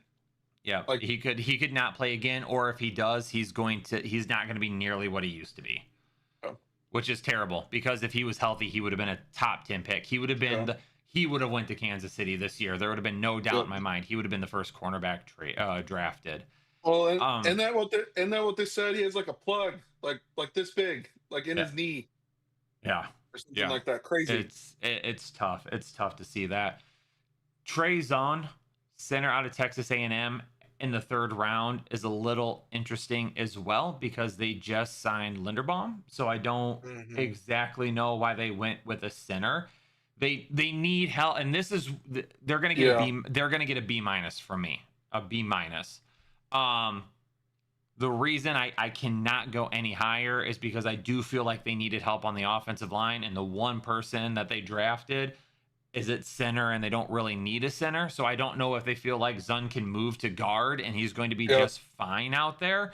If that happens, then I'd be willing to give them a B at this point, but I can only go B minus right now. Yeah, I mean, when I looked at him, I kind of thought that was maybe this is a guy that can be a backup, the center, but also you can move him around. But for them needing some more offensive line help, you think that they would have gone after it just a little bit better. Yeah, and when you look at Stooks in the 2nd round, when you look at Crawford in the 3rd, those guys don't really move the needle for me. I mean, nothing against them. I don't think they're bad players. They just don't really move the needle for me. I think Mike Washington is definitely a running back I was hoping would have landed in a much better situation. But from a pure football standpoint, I think he's a great complement to Ashton Genty and is going to give him a really powerful 1-2 punch. That's what I was about to say, 1-2 punch. Yeah. But nothing. I mean, if it wasn't for Mendoza, I don't think this would be a very high draft grade. Yeah. A majority of that B minus grade is because you got the best player in the draft at one. Right. Because you were at one. Yep.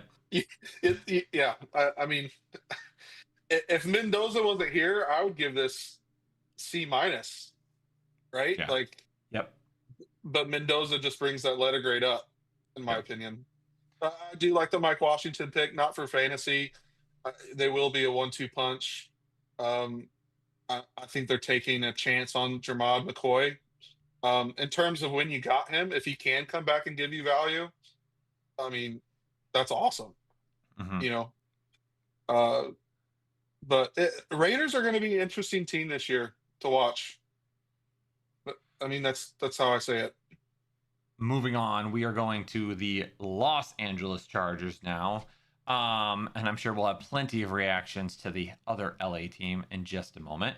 From the one thing that I like about this draft from the LA Chargers is they have a needed edge. They needed an edge Yep. rusher. They needed to get younger out there. Akeem Mesidor is a guy that a lot of people had pegged as a first round pick. They thought he wasn't talked about nearly enough because of Ruben Bain being on the other side of him. They get him at 22 overall. And then I love the fact that the Chargers looked at what happened to them last season and said, we need to reinforce our offensive line. And they Yep. went center, offensive tackle, guard, and guard with 4 of their final picks here. This is not a sexy draft at all, which is No. why it's going to get a C plus from me. But in terms of functionality and giving them the depth that they need on the offensive line, it makes a ton of sense. There's not a ton of starters here. There's not a ton of guys that you're going to hear their name called Mm-mm. very often at the NFL level. But what it's going to do, it's going to protect them from what happened last year. Right. The only beef I had with them, in my opinion, was the Brennan Thompson pick. I know you liked him. I know we talked about him quite a bit this offseason. It makes the room messy, in my opinion, a little bit. He's Unless fast. he's Former fast. former track guy. Yeah, He is a field sure, stretcher. sure, and that's great. But I mean, I'm looking at the roster right now. You got McConkey, Johnston, Trey Harris. You've got Gatson still there, and then you've got now you're adding Thompson to that whole list of people. It could very well be in football. Great, awesome add to that. He can stretch the field. In terms of fantasy, are we going to have a hard time trying to figure out who's getting points? When it comes to that whole situation. I think Brennan Thompson ends up turning out to be another guy that we don't really hear a whole lot Sure. of, but he's depth that was sorely needed by the Chargers, and that's really what they He, did. They drafted all their depth. he reminds me of Palmer and the position that he was in when he was Mm-hmm. there. It's like that's who they replaced Yep. Palmer with. Yeah. All right. I don't know. Yeah, they got things done. Let's talk about the Oh. one draft pick that probably has received the most mixed emotions from this year's draft. The LA Rams are on the clock at number 13 overall. And the thought process for a lot of people that the win now move would be to draft Mekhi Lemon. Or anybody. Instead, they go with Ty Simpson. A lot of people hate that. And I mean, Sean McVay looked like he was one of them in his post oh game. my gosh. In his post game presser. He did not look at all happy about that pick. Now he comes out the day after though, and he's like, no, he was like, man, like I'm thrilled for it. It's just I was in a bad mood. I was grumpy. He's still pissed about that thing. I do not believe him for a second when he says that had nothing to do with it. However, I like the pick. I don't like where he was picked. So I am going to say it's interesting. Could LA not move back? Maybe there wasn't anybody calling. Maybe there was nobody calling and they felt like, you know what, we can't. Or maybe if they did move back, they were going to have to go to 23 or 24. And if that happened, they felt like they were going to get jumped by somebody and they were going to take Ty Simpson. The thing is, I have no problem with this pick whatsoever. And that is not the popular opinion. And I told Fatal, who is a Rams fan, just as much. And I explained the same thing to my son. My son said to me, why would the Rams draft Ty Simpson at 13 overall? Everyone thinks that's stupid. So I tried to explain it to him too. And he goes, yeah, but they could win a Super Bowl this year. Why didn't they draft somebody that could help now? And I tried to explain to him again. I would rather be the Green Bay Packers than the Pittsburgh Steelers. And I will argue that into the ground every single day. The Green Bay Packers, for as many feathers as they have ruffled over the years, including their own quarterbacks by drafting Aaron Rodgers and Jordan Love to sit behind Brett Favre and Aaron Rodgers, I understand why when those picks are made, people are like, why are we not getting somebody that can help those quarterbacks win the Super Bowl right now? And I will say that when Jordan Love was picked, Aaron Rodgers needed another wide receiver, and that pick didn't really make a whole lot of sense to me. But the thing that it did for Green Bay is it has kept them competitive year after year. Yeah. The Pittsburgh Steelers decided when Ben Roethlisberger was throwing around the idea of retiring for 2 seasons to not back him up during that time frame. And you know what's happened since? The Pittsburgh Steelers have wasted some of the best defenses that we have seen over the last few years because they don't have a quarterback that can get the job done. They don't. Ben Roethlisberger retires, and then they are pigeonholed into having to draft Kenny Pickett, who, I'm sorry, Kenny Pickett was not a first-round quarterback. He wasn't. He never was. He was a quarterback that was going to need at least a year. But you didn't plan ahead. So then you had to go with a guy in the draft. He doesn't end up working out. And now you've tried to go with Justin Fields and Aaron Rodgers and all these other veteran quarterbacks to try and make things work year after year, and it doesn't work. Yeah, the Rams could have used a wide receiver 3. Yeah, you could have used some help on the offensive line or maybe somewhere on defense. Yeah, there is probably a pick at number 13 overall that you could have made that would have helped you win a Super Bowl this year. Yeah, you probably could have traded back if possible and still got Ty Simpson. But you know what you did, LA Rams? You made sure that when Matthew Stafford calls it quits in maybe 1 year, maybe 2 years, maybe 3 years, maybe he has a back issue act up that doesn't allow him to continue playing football. Your team can be successful and still compete for a Super Bowl because you took care of your quarterback. And anybody that wants to tell me Stetson Bennett is the backup, you can just go ahead and right off because it's not happening. And Garoppolo isn't either. Yeah, Jimmy G is not either. Yeah. This was a long-term move, and some of the best franchises continue to be good franchises because of long-term moves. I also think that they went into this draft. They only had what 1, 2, 3, 4. They only had 5 picks. 5 picks, and none of them were great in terms of where they were at. I mean, 13, fine. I think they went into this thinking this draft is subpar, and we went and got what we needed to get done in free agency. We have the guys staying, so yeah. And you know what I said, and I said this earlier in the offseason about the Rams too. They've got 2 first-round picks.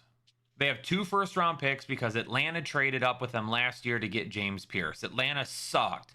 Now, all of a sudden, the LA Rams have the 13th overall pick, and they have a late first-round pick. Right. When they had 2 first-round picks, the entire time, I said this gives them the luxury of drafting for now and drafting for later. And you know what you did? You did exactly that because you used one of those first-round picks to go get arguably one of the best cornerbacks in all of football. Yeah. What if you would Rams fans and would people be giving them just as much crap if, let's say, for instance, they picked, let's say Mansour Delane makes it to number 13 and they take the number 1 cornerback in this draft. They take him and they put him here at number 13, and then they don't trade that later round pick, and they take Ty Simpson at the end of the first. Would you be giving them just as much crap? I don't think you would. Mm-hmm. Yeah. I agree. I mean, I agree with everything that you're saying in terms of longevity. I think they honestly went into this draft just not thinking that they were going to get much value out of anything in general. And and who knows? I mean, Kyle, we've talked about this a little bit off screen of like who knows what's going on in the background between all these teams Hmm. and where guys are going to go. And as much as McVay, I'm sure McVay's sitting there like, hey, we could have gotten him in the second round at some point. I'm sure that's why he's a little upset, whatever. But are you going to take that chance? You know, with someone else going to go after him? You know, it's kind of playing chicken. You know, with a bunch, 31 other teams, Hmm. and that's how I look at the whole thing. I do think he's a great pick. I think their whole strategy was not like everybody else's, if Yeah. we really want to be honest about it. Yeah. So I'm for the Rams, just because they didn't have a ton of picks, I'm only gonna go B minus at best.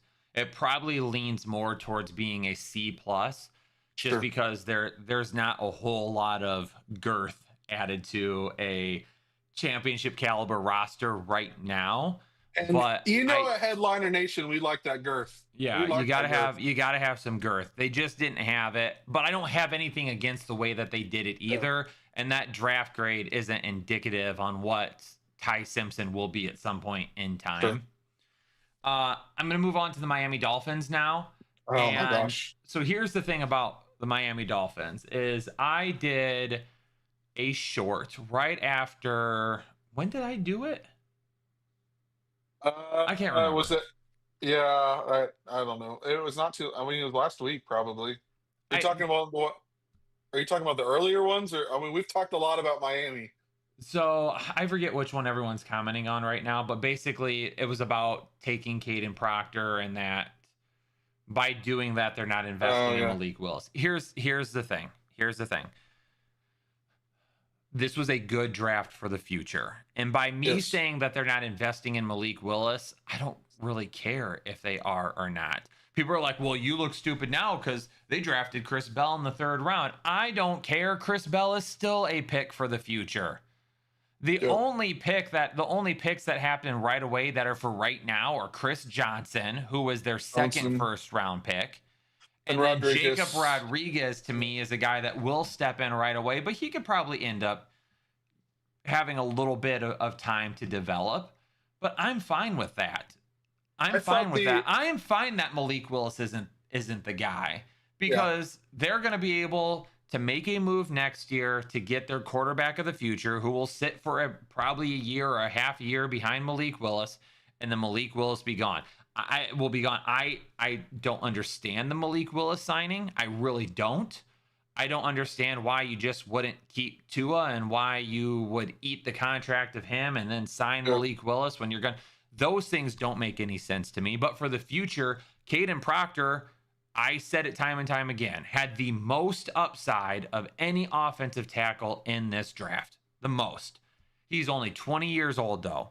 He is going to take some time. He is going to struggle at times this year with Malik Willis. He could end up playing guard this year, maybe, before he does move outside to tackle. And I'm fine with that.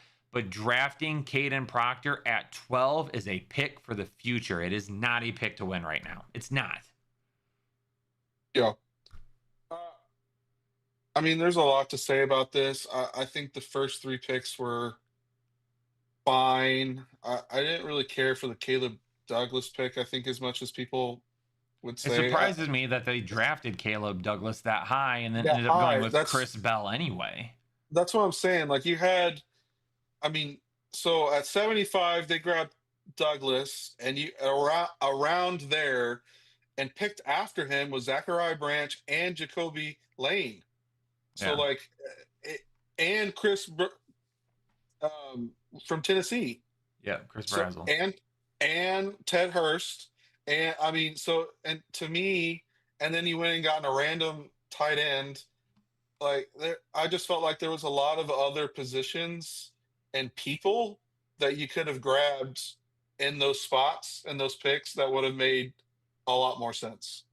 Yeah. I just thought those were wasted picks. A lot of I mean, other than the top three picks and Chris Bell, which you got for the value that you got, I did like the Kevin Coleman pick down, in the fifth round. But like, this goes back to, I forget what team we were talking about, but like, are these guys going to ever play? Yeah. Like They drafted all the, a lot of what ifs because that's what Caleb yeah, Douglas is. Caleb Douglas right, is a what if. He's a yeah, tall wide receiver. He's not. He's more of like a red zone type of threat that's going to go up and catch deep balls. He's not going to blow yeah, cornerbacks away. He's not very strong. They drafted quite a few projects, which yeah. isn't bad because the Well, Miami Dolphins aren't no, going to win anything this year anyway. you have a year to try things out, Yeah. whatever.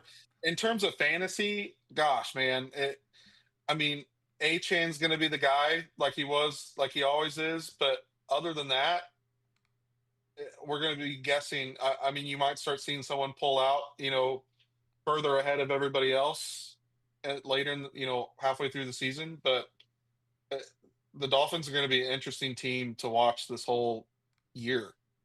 Um, and I don't think they're going to do much. I do like the landing spot for Chris Bell. He is coming off of an Yep. ACL injury, though, so I don't anticipate a lot of impact this year, but I Yep. could definitely see some impact in the future. Miami, again, they drafted a lot of projects here. I'm going to go with a B minus because I see the potential. I just hope the potential works out for at least a quarter of these players. I'm going to be honest with you. I'm giving them a C, and only from the aspect of I think they could have done a little bit more with their picks, in my opinion. But Mhm. I mean, you're picking for this year, not next year. You know, Yeah. yes and no. I mean, in terms of the situation, I move on. I could care less about Miami and what they did. Well, we're moving on to Minnesota. I mean, Yeah, I liked Caleb Banks. I'm glad he went in the first round because I thought he was a first round talent, and there was a lot of people that did not agree with me on that. So I'm happy to see that he went in the first round. I'm just shocked he went to Minnesota. I did not yeah, see that coming. They went defensive tackle, two of their first three picks. Linebacker Jake Goldie is a guy that some people, I didn't have him as a first round player. There were a few people that kind of mentioned maybe he would be at the very end of the first, early second. They get him at 51 overall. Max Bredesen is my dude from Michigan, but he's a fullback in the fifth, which also kind of caught me off guard. You could have added some help at running back, which you did, but you waited until the sixth round with Damon Claiborne, which is interesting given where I would have rather seen Mike Washington go here or Emmett right. Johnson go here. That would have been Yeah, way better. and that So would I'm have been kind awesome. I'm Yeah, kind of surprised that they didn't invest that pick into that running back earlier than the sixth round. I don't To me, this felt like a draft where Kevin O'Connell in the front office kept chasing picks because their guys kept being taken. Like it felt like a fantasy yeah. football draft where you've got People your are queue reach. loaded and you're like, I want this guy, this guy, this guy, and they all get picked People right are. before you, and you're like, I Yeah. don't know who to pick. I got 30 seconds on the clock, and you just like you go off the Oh, that's expert so good. consensus rankings and Yeah, you hit draft. Like that's what it felt like. It felt like to me yeah. the Vikings were constantly chasing guys that were getting taken away from them. That's what these Yeah. picks look like to me. Nobody to write home about. Yeah. Yeah. So that was surprising. I'm gonna give it a C. I'm gonna go C. I'm gonna try to be I don't. nice. I'm giving them a C plus because, well, shoot, man, I don't know. I sit there and rank them close to Miami. Like Hmm. I didn't think they did anything that like sparked your interest or did anything that helped other than the first pick that you did. I don't think it helps your team Yeah. in terms of this year. And you've got a lot of things that you got to think about this year in terms of your QB play and all. I mean, there's a lot going on that you didn't get them any more weapons, which I guess that's fine. I I, I think you could have gone tight end, somewhere, maybe Stowers instead or somewhere, Hmm. like yeah. All right, over it. We are on to New England, coming off of a Super Bowl appearance this past season. Their first round pick, Caleb Lamu. I did not hate that pick. It's not sexy whatsoever. But I wonder if he stays at tackle or if he goes to guard. Was this a pick to start him at guard and potentially transition him to left tackle if Will Campbell continues to have issues? Is he That's their what. right Yeah. tackle? Again, kind of like we said earlier with Fanu going as high as he did, it felt like, hey, we can probably be a little creative with Lamu to get him out there. And because of that, we think this is a good spot. I don't think it's sexy by any means, but they No. needed offensive line help. So I like it. That dude can dance, though. Did you not see Lomo's video? He can dance. Yeah, I will say that. He did have some moves. I told Taylor that maybe I should recreate that with my green screen. Oh, please do it. Let's do it. Also, I would just like to say that there is somebody in the chat right now who is a big Patriots fan. Oh, I live with one. That's who it is. Oh no. She said, Chiefs suck. Go. No, I didn't. She just said, go Pats. She likes. Let me. So my wife is a huge Patriots fan. Her whole family, they're all from New England, and she loved the Lomu pick because of the way he danced, and then she liked Jade DeCoste because she thought it's a jackass. Listen, I think that they did well. I think their first two picks, they got good value. Gabe Jacobs was considered a guy that could be a borderline first round pick. He goes towards the end of the second, 55 overall. I don't hate that. The only question that I had here was Baron Morton. Yeah, I didn't like the tight end pick either. Yeah, though. It didn't make sense to me. I think I'm wondering. To me personally, I'm wondering if they're not bringing him in as a blocker. Yeah. If they didn't draft him as basically an offensive line extension. Yeah, the Brendan Morton picked in it. And we also have to remember that Scheffner has come out and said it, A.J. Brown to New England. Yeah. That can happening at some time. So, when June 1st rolls around, they didn't draft a wide receiver. They didn't draft a wide receiver. And I feel like it's hard to give this. I think it's almost hard to give. It reminds me a little bit of Green Bay, a little incomplete because their offseason rigmarole hasn't finished either. Mm-hmm. I do love the first two picks though. Yeah, based on the first two picks alone, I'm willing to go B here because I think they immediately addressed the two biggest needs that they needed to. And Lamu, to me, like I said, I think he fits well with what they may or may not need to do there in the next year anyway. Do you think when Brown hits, if he goes to New England, do you think they get rid of somebody from that wide receiver room? Trade them off? Probably not. I'm just saying it's busy. I think everybody stays because they have a lot of. It's busy, but it's a lot of white noise, in my opinion. Sure. I got pop-ups happening here. Obviously, I like the Romeo Doubs acquisition. I like that, sure. But to me, Doubs can potentially move to the slot and be a little bit more of a bigger slot wide receiver, and then we go Booty and we go A.J. Brown on the outside. Demario Douglas, he could play in the slot and some four wides. Matt Collins, he's going to be gone soon. I think the more of it is you've got Pop Douglas and you've got Keyshawn Booty that's there, and then they're same guy. They're basically the same guy. So you've got, like you said, Matt Collins is there, whatever. But then you also have what's his name, Kyle Hamilton. They brought in Kyle Williams. That's right, Hamilton. Yeah. I don't know. You know what I'm trying to say? It starts getting a little, yeah. There's a lot of guys there. There are a lot of guys there. So yeah, for New England, I'm going solid B. And who knows if Vrabel's going to stay around? I think he does. After all the shenanigans that Robert Kraft has had, Bill Belichick has had, Tom Brady has had, there's no way they're firing Vrabel. I do not see that happening. Now, he might not have a wife much longer, Oh, yeah. but I think he will continue. I think he stays a head coach longer than he stays married at this point. Yeah, that's a good point. If I had to Well, guess, we might see another wedding. maybe. Maybe. All right. Jordan Tyson. Oh, we're moving on to the New Orleans Saints. They get Jordan Tyson with their first round pick, which is a guy that I dropped him because of injury concerns and there's some explosiveness concerns. However, I think he fits New Orleans, and I am glad they went with Jordan Tyson and not Mekhi Lemon. I thought it was a great pick for them, and I think it helps Chris Olave more than it does anything else. Yeah. So I do not hate this pick, even though I dropped him in the draft. I think it made sense.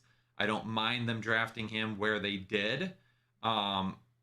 As far as the rest of the draft goes, though, again, to me, like, you have one guy that I think can step in right away. Christian Miller, defensive tackle out of Georgia, can potentially help. Your third round pick, Oscar Delp, probably not going to help too much right away. You sign Noah Fant. You still have Jawan Johnson. You did work on the offensive line a little bit with Jeremiah Wright in the fourth round. Bryce Lance pick, which is Bryce Lance. Yep. So you had another wide receiver there. Which by the way, that's not a plug and play pick.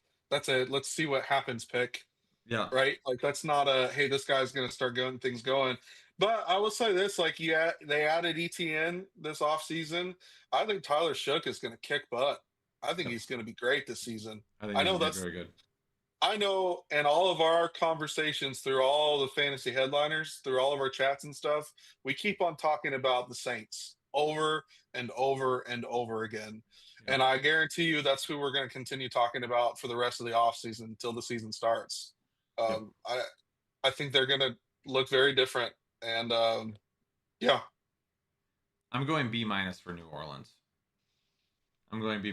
Because there's only, I look at this draft and I only see one guy that I'm like, oh yeah, he's going to help right away. There are some other guys that could, so I'm going to go B- for New Orleans. I'd agree with that. We're going to go to my first A, though. I'm already going to let the cat out of the bag. And this was my bold prediction in January. If anyone remembers, right here on Headliners Unfiltered, I made the bold prediction. It was after John Harbaugh was hired that the New York Giants would win the NFC East this year. And after having the draft that they did, which gets an A from me, I'm locking them in as my NFC East winners this year. It's bold. NFC East winners. The New York Giants. They got my number one overall player, Arvell Reese, at number 5. Francis Moyoa, who a lot of people thought was going to go to Cleveland at their pick. He ends up falling to number 10. Yep. And that man literally said on stage that he was ready to die for Jackson Dart. Sign me up right now. We know how that happens. Will Campbell said the same thing. Yeah. So sign me up right now. Well, Will Campbell did kind of die, but not in the way that he should have. For Colton Hood in the second round. I think Colton Hood was a great value there. I think maybe he could have been taken a little bit later, but I also think that he was overlooked by Jermod McCoy quite a bit. Malachi Fields, getting a guy that can stretch the field on the other side of Malik Neighbors. If Malik Neighbors isn't 100% to start the year, you give yourself a little bit of wiggle room there. You needed to add a little bit more to that wide receiver room after losing Wan'Dale Robinson. The Giants get an A from me. They get an absolute A. They knocked this draft out of the park. And they didn't even have that many picks. No, they had the right picks in the right places. I will say that. This, other than Kansas City, and I'm not just saying that because I'm a KC fan, because I went back and looked at all your mock drafts and all of your stuff for this drafting season. This was the only other team that you had just as many people in the top 100 than Kansas City did. Yeah, and and I'm a and that, big fan of this draft. and that's why I'm willing to give that an A2, um, because of that. Because like the amount of guys that they got in the top 100 guys, they got them. Yep. Yeah. They did not mess around. This defense is going to be, it is going to be so Yep. difficult to do anything from a clean pocket. Do they Right. get rid of somebody? Potentially. But They just you got have rid of Abdul. Lawrence. Yeah. You got rid of Dexter Lawrence, but you still have Abdul Carter. You still Right. have Kayvon Thibodeau. You still have Brian Burns. Now you've added Arvell Reese to the mix, Jeez. and listen, probably part of the reason I'm giving them an A is because they have already come out and said that Reese is going to stay at linebacker. And I have said time and time and time and time again that anybody that moves Arvell Reese to the edge is doing themselves a disservice in their defense. Because is Arvell Reese a guy that could potentially get you double-digit sacks a season? Yeah, he could. But you know where Arvell Reese could really be good? Getting you over 100 tackles a season, adding in 6, 7, 8 sacks potentially as he gets some looks right up the middle, because you have so many guys on the edge. Arvell Reese coming from the inside through the guards, he's going to get to the quarterback just as much. That's going to be a hard line to block. You can drop into coverage too. Drop him into coverage against Jake Ferguson, against Dallas Goedert, against guys that you're going to face in the division. The New York Giants leaving Arvell Reese at linebacker may be the smartest decision that they make from this draft. And drafting Arvell Reese at 5 was pretty damn smart. They're going to be a hard team to run on. Yeah. And so they didn't grab anybody offensively for this team, but they also didn't need to, right? Fields at wide receiver was the only playmaker. But I'm more just saying from the aspect of they didn't grab anybody, to take over for what's his name, who has all the injuries right now. Gosh dang, I'm blanking. Not Tracy, but the other running back. Scatterboo. Which was a big conversation. Which was a big thing. Like they didn't grab anybody else. So Scatterboo's going to be the guy next year. Jackson Dart's going to be the guy next year. Those guys just have to stay healthy. But Malik Neighbors needs to come back healthy. And gosh, I get why you're saying they could be the team. Mm-hmm. The guys just need to stay healthy, and they're going to be hard. They're going to be hard to score points on. Let's move on to the New York Jets. And I know Jets fans are not going to agree with me. First and foremost, can I just say I hate this draft for them. I hate it. Terrible draft. And I know we're going to get comments about this. I know we will. And I know the specific person that we will be getting comments from. But go ahead. To start this off, I don't hate that they went with David Bailey at number 2. I don't hate it. I personally would have much rather had Arvell Reese just because he's a better player in my opinion. But it was already known that Aaron Glenn needed a true pass rusher at number 2 overall. And if that's what you really feel that you need, then David Bailey was the best true pass rusher in this class. You can't draft Arvell Reese, try to change him to an edge rusher, not have it work out, and not create any pressure. So for them to go ahead and take David Bailey, I will say that takes balls to go ahead and skip over Arvell Reese and go with what you feel fits your team best. I don't think it's a bad pick whatsoever. Kenyon Sadiq at 16 does not make any sense to me, even in the slightest. And for people who were excited about Omar Cooper, I'm sorry, it still doesn't make any sense. And let me tell you why. And I'm pretty sure, Devin, you clipped a short from somewhere.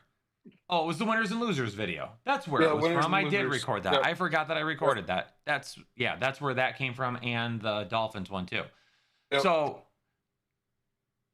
my worry is that they're going to turn Garrett Wilson into something that he's not. Because the New Orleans Saints screwed up the same way with Chris Olave for the first couple of years of his career. I even did a members-only film breakdown on Chris Olave, and I remember it. I could go find it right now. The problem with Chris Olave was that the New Orleans Saints basically made him the outside X, and his job was to just run go routes, just go down the field, get open. And that's not what Chris Olave is good at. Now, this past year, when you've seen him move into a role where he was his skill set and his route tree was utilized everywhere, you see how much better that he can be. Kenyon Sadiq and Omar Cooper operate in the same exact space as Garrett Wilson. Now, if you wanted to add Malachi Lemon at 16 over Sadiq, that makes a little bit more sense because at least you are then pairing a weapon with Garrett Wilson, and then come back to like a Denzel Boston, who is an outside vertical threat. That makes a lot of sense. Kenyon Sadiq, he's not going to play true tight end. Why? Well, that's because they've got Mason Taylor. They got Mason Taylor, who was drafted in the second round last year. So to me, that says Kenyon Sadiq is going to move to the slot. They picked guys that they already have. Yeah. And it's like, why would you do that? Why didn't you have those guys? They're drafting. They did a Jets thing and they pulled a Jets draft. I mean, it felt like they overthought it, and it felt like this feels way too much towards best player available, because they completely scrapped it. They went David Bailey at number 2, who they drafted because he's what fit their team best. But then they were like, no, we're going to go best player available when we go to Sadiq and when we go to Cooper. So why did you take Bailey? If you were going to do best player available, then why wouldn't you go Arvell Reese at number 2? And we were all so pissed when they went Sadiq and Cooper the next picks, because they just wasted it absolutely wastes their value for fantasy this year. But not only fantasy, but for football. Like it's not just fantasy. I don't know what they were thinking. Who's going to be your outside threat? Who's going to be the guy that's going to pull defenses down the field? It's not Garrett Wilson. If it is, you already effed up. If you made these picks with the assumption that Garrett Wilson was going to go to the outside and be your field stretcher, you've messed up, because you're ruining one of the best wide receivers in the league. If it's Kenyon Sadiq, that doesn't make any sense, because he's more of a slot guy. And Omar Cooper Jr. is a bigger wide receiver, but also a slot. If you put him on the outside, you are doing just as big as a disservice to him in your offense as you're doing to Garrett Wilson. They don't have a guy that they can just move outside. The only thing that helps them is they did go out and get Adonai Mitchell last year, and he seemed to be doing okay at, I'm just trying to pull something out of it. But then at that point Garrett Wilson, Adonai Mitchell, Omar Cooper Jr., Kenyon Sadiq, and Mason Taylor, who's coming off the field? Right. Are you going to go, are we running 5 wide in New York moving forward? Yep. I would have been, if you would have went Omar Cooper Jr. and Kenyon Sadiq spot and then Denzel Boston, I would have actually liked that more. Even though Kenyon Sadiq is one of the better prospects in this draft. It helps Wilson. Yeah. It makes everything. Yeah. Yeah. It fits your team way better. Yeah. Omar Cooper Jr. stays in the slot. Denzel Boston goes outside where he can have one-on-one coverage against cornerback 2s all day long, who he's physically going to beat up on. And then Garrett Wilson is free to still do whatever you want him to. And then they also didn't get any lineman help for the offensive side. And so, so then we're sitting here looking at one of the best. I mean, let's just be honest. Breece Hall is a dog. I mean, if he was on any other team, dear Lord. Same with Braylon Allen, both those guys. But they didn't do anything to help him. So we're going to have the same season that we did last year with these guys, where they'll do okay, but they're going to have to work for it. They added pass catchers, but the problem is they all operate in the same space. Same space. Yep. So our safety is going to come down. If they come down, then how are you going to open up the field? Like stretching the field in football is really underrated, and having a guy on your team that maybe doesn't get a ton of looks in terms of targets, but can always keep guys honest on the outside, that can get a cornerback away from the box and can keep a safety away from the box. you're doing Breece Hall a disservice as well. And I hope I'm wrong. I hope that I'm wrong. I hope I'm wrong, and I hope this works out for everybody and everyone's successful and they do whatever they can. But I'm sorry, I don't think that they have the coaching staff there to do it. They didn't change anything that they already are doing, and that's not working, right? Like that's what it is. I'm giving it, I mean, D-. In terms of talent, it's B+ easy for me. In terms of fit and how they're going to utilize it, it's a D. Yeah. I like Pons. I like Pons in the second round. I think that was a good pick. I think their first 4 picks, in terms of talent alone, is some of the best talent that this NFL draft offered a team. But wasted talent. Yeah, but is it going to be utilized correctly? I'm sorry, Jets fans. I'm sorry. I hope it works out, but I do not trust your organization to figure it out at this point. I don't. And it doesn't help you. It doesn't help you next year either. Yep. Like if the idea was, hey, we're going to get guys that, we know Geno Smith's not the guy, so we're going to go get a quarterback next year. At least Miami was stocking up for next year. Like, you know what I'm saying? Like, what's going to happen is all these guys will be traded off in the next 3 to 5 years. Guarantee it. Yeah. That's potentially. Or you know what? Or you don't trade them and you waste them just like you have Breece Hall. Yep.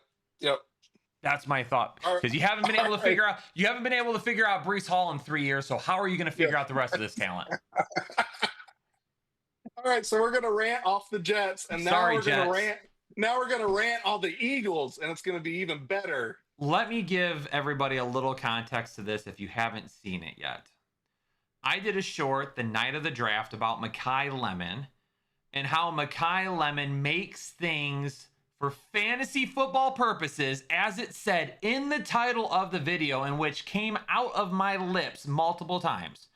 For fantasy purposes, drafting Makai Lemon makes things crazy in Philadelphia once again.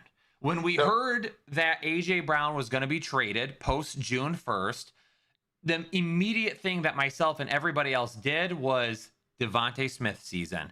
Potential top 12 player. Now we can see what he finally has as a true number 1 wide receiver. Can he get it done? He's got complementary pieces around him to help.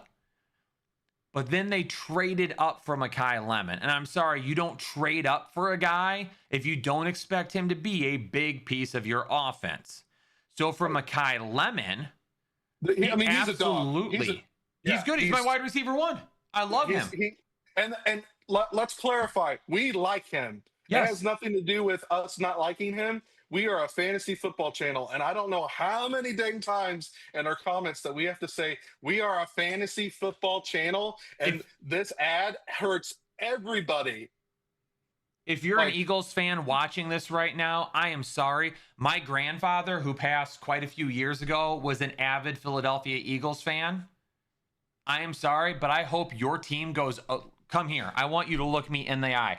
I hope your team goes 0-16 for the next 10 years for the stupidity that I had to read on YouTube for the last 3 days. Maybe you're in the chat right now and you're an Eagles fan and you had nothing to do with any of it. And I'm sorry that you're getting caught up in this, but it is the reason why I detest your fan base to the core of my inner being.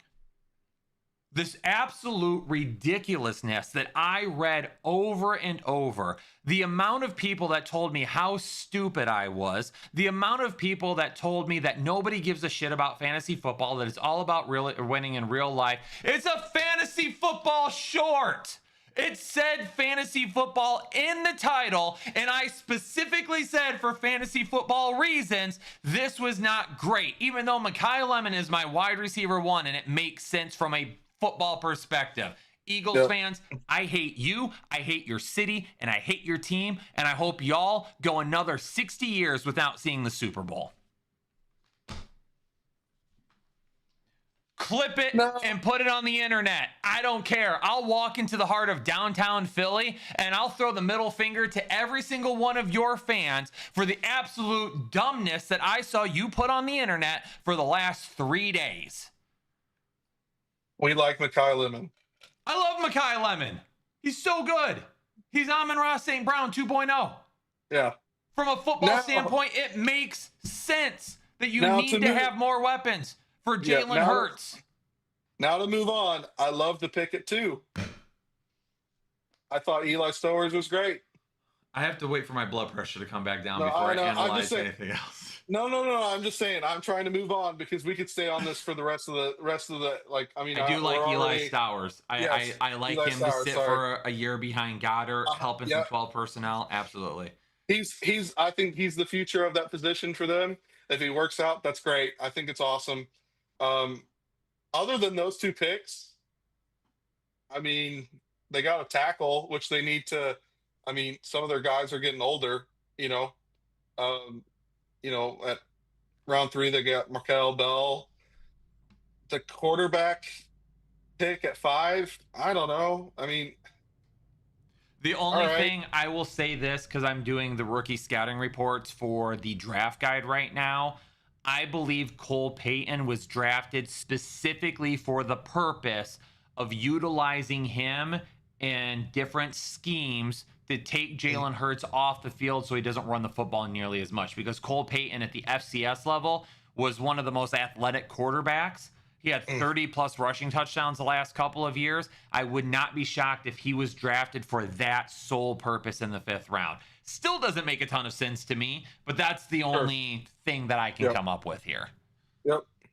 I'm sorry, I'm giving them an F. Why? Because your fan base's stupidity is too much to make up for anything you all did in this draft. I hope Philadelphia fans hate me forever moving forward, and I don't care. I don't care. I like Dallas more at this point than I like Philadelphia. I will say this, and people know this. Howie Roseman, in my opinion, is brilliant at being the guy that he is. The pick for them to go up, they traded with Dallas, which is a huge deal, by the way. Yep. And they took Mekhi Lemon out from underneath Pittsburgh. Yep. Mekhi Lemon was on the phone with Pittsburgh. He does it every year during the draft. Yeah. He's great at what he does. And that opinion in itself, those first 2 picks and the offensive pick in the 3rd, I mean, I'm going to give it I got to give it a B. I mean, other than the first 2 picks, there's nothing crazy. I mean, yes, Cole Payton, but there's nothing else on here. I'll say this right now. This is the last thing I'm going to say about Philadelphia before we move on and talk about Pittsburgh. This is the last thing that I'm going to say right now. I grew up in the state of Michigan. I lived there for 20 plus years of my life. I am a University of Michigan football fan, sports fan in general. I will become an Ohio State fan before I ever root for the Philadelphia Eagles ever again. Jeez. Please tell me the comments are going off right now. They're not. They're not. Oh, okay. Everyone's either waiting for me to finish or we don't have any Eagles fans in here because they're staying off of it. Let's go to Pittsburgh. I will say I like the Drew Aller pick. I love the Jennings Dunker. I like the Jennings Dunker pick. Eli Heidenreich. I've heard it pronounced a couple of different ways. I've heard Heidenreich and I've heard Heidenreich, and I don't know exactly which one it is. Yeah, the Navy guy. Yeah. The Navy guy. Like that's a cool pick there, especially he was in Pittsburgh when it happened. Yeah. To get fleeced by Philadelphia. And then have to take Max Einachor after that instead of getting your boy Mekhi Lemon, who you were on. That, to me, that's the biggest failure of this draft. Yes. That you're on the phone with Mekhi Lemon saying that you're going to pick him, and then Philadelphia moves up while you're on the phone with him and drafts him. The Bernard pick out of Alabama in the 2nd round also doesn't make a ton of sense to me. It doesn't make sense. He got drafted at 47. Mm-hmm. Who's there? Let me look real quick. Who was there at 47? You already have DK Metcalf, and I would have loved to see Skylar Bell here. Yeah, I would have rather seen somebody a slot guy here. I'm just trying to look and see who was there. Bernard I mean, can play in the slot, but he's not yeah. that guy to me. I don't mind the Drew Aller pick. I hope it works out for Pittsburgh. I really do. I mean, Denzel Boston was very close to where they were picking. Yeah. I mean, in that area. So I don't know. I think it almost makes you wonder if, like, after that call and after that happened, like they just didn't know how to finish the rest of the draft. Like they got started off so bad that they were just like, everything's gone. We don't know how to finish this off." That's what it felt like to me. Yep. Yep. It absolutely did, especially considering, like, I think Lamu is a much more complete prospect right now. And to see him go several picks after Einachor, when Einachor to me still has quite a Right. bit of developing to do, Yep. that was kind of shocking, because if Aaron Rodgers is really going to be your quarterback next year, you need to have somebody ready to protect him like right now. Right. I'm gonna give him B minus. I'm gonna give him a B minus. I don't hate it. I don't love it.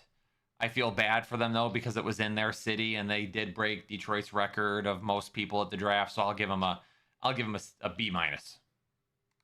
I'll give Yeah. him a B I minus. mean, this goes back to, even with their top pick, like you said, they could have done a lot more with it. Um, and part of me wonders if they were wanting to get after Monroe Freeling as well. Like that would Yeah. have been somebody that they would have taken, and he was taken 2 spots before them, and then Makai Lemon. Like it almost feel like he said, it almost feels like it just kind of was like, oh crap, what do we do here? Yeah. What'd you give him? B minus. Yeah. Yeah. All right.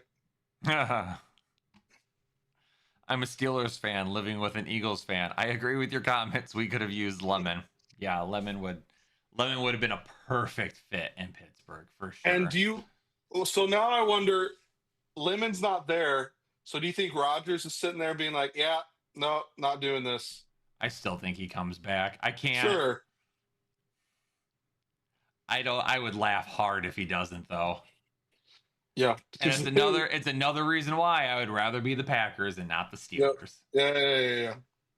All right. Moving on. We got a few more teams left. We're going to move on to the 49ers. They're going to get an incomplete grade from me. I'm not really going to go into a ton of guys here. There's a lot of, again, like guys that are going to need work. There's not really going to be a ton of guys here, I feel, who are going to step in and help right away. Romello Height at the edge that came out in round 3. I think he could be a guy that could help out away, but Stribling, Black, I don't see those guys being. I didn't understand that first pick. There was other guys that I thought were better at that around that area that I felt like it was a reach. I think they could have gotten him a lot further down. Yeah. But yeah.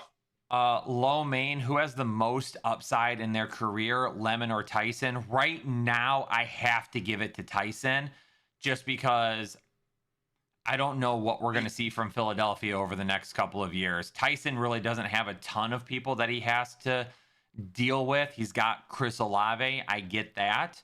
But I would rather have to deal with Chris Olave and Jawan Johnson and Noah Fant instead of having to deal with Devontae Smith, Dallas Goedert, Eli Stowers now.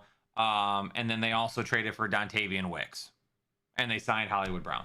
So I would say Tyson probably still has the most upside, also because he probably has more big playability than Lemon right now. I would say Lemon is probably safer. I just don't know when we're going to find that floor.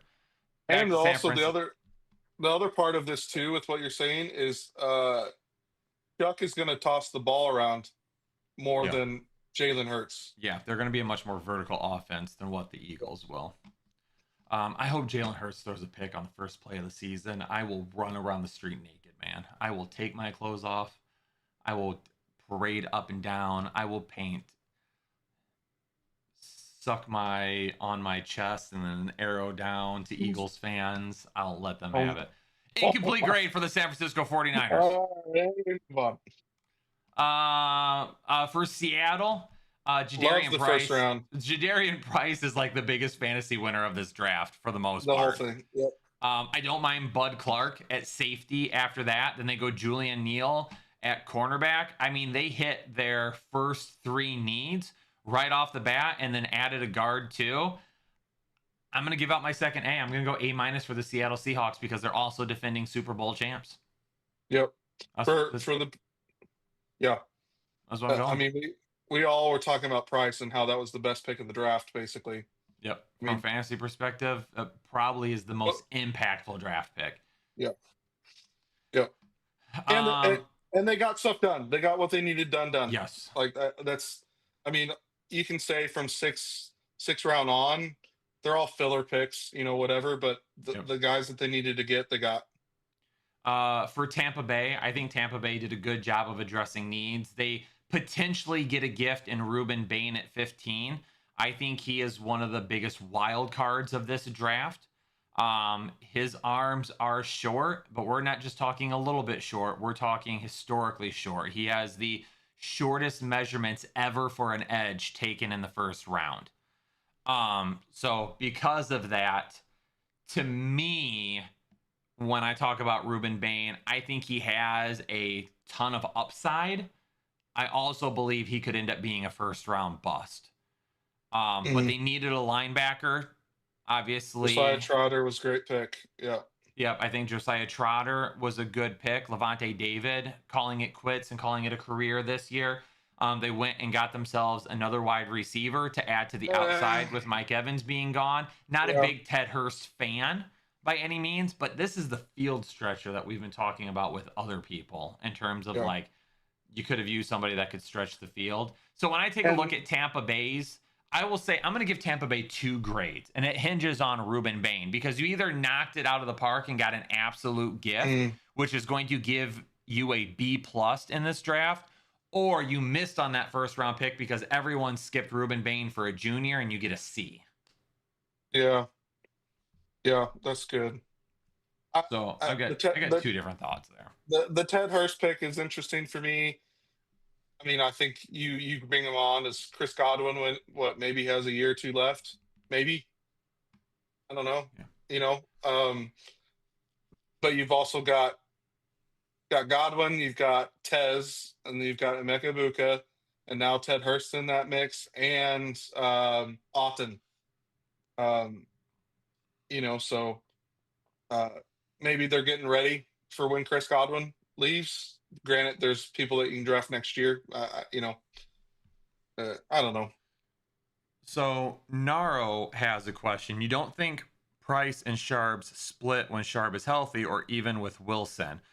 Regarding Charbonnet, we don't know when he's going to be healthy. He tore his ACL at the very end of the season.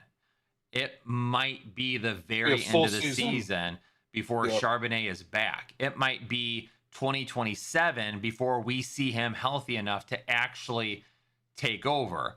But they drafted a running back in the first round. Draft capital at times cannot be ignored. As far as Emmanuel Wilson goes, I liked Emmanuel Wilson going to Seattle. I don't care anymore at this point. Emmanuel Wilson will be a solid backup to Jadarian Price. Jadarian Price will be the guy in 2026. I think he's got RB2 potential. We'll see what happens with Charbonnet as the year progresses, but I don't think Charbonnet takes that big of a workload from him this year.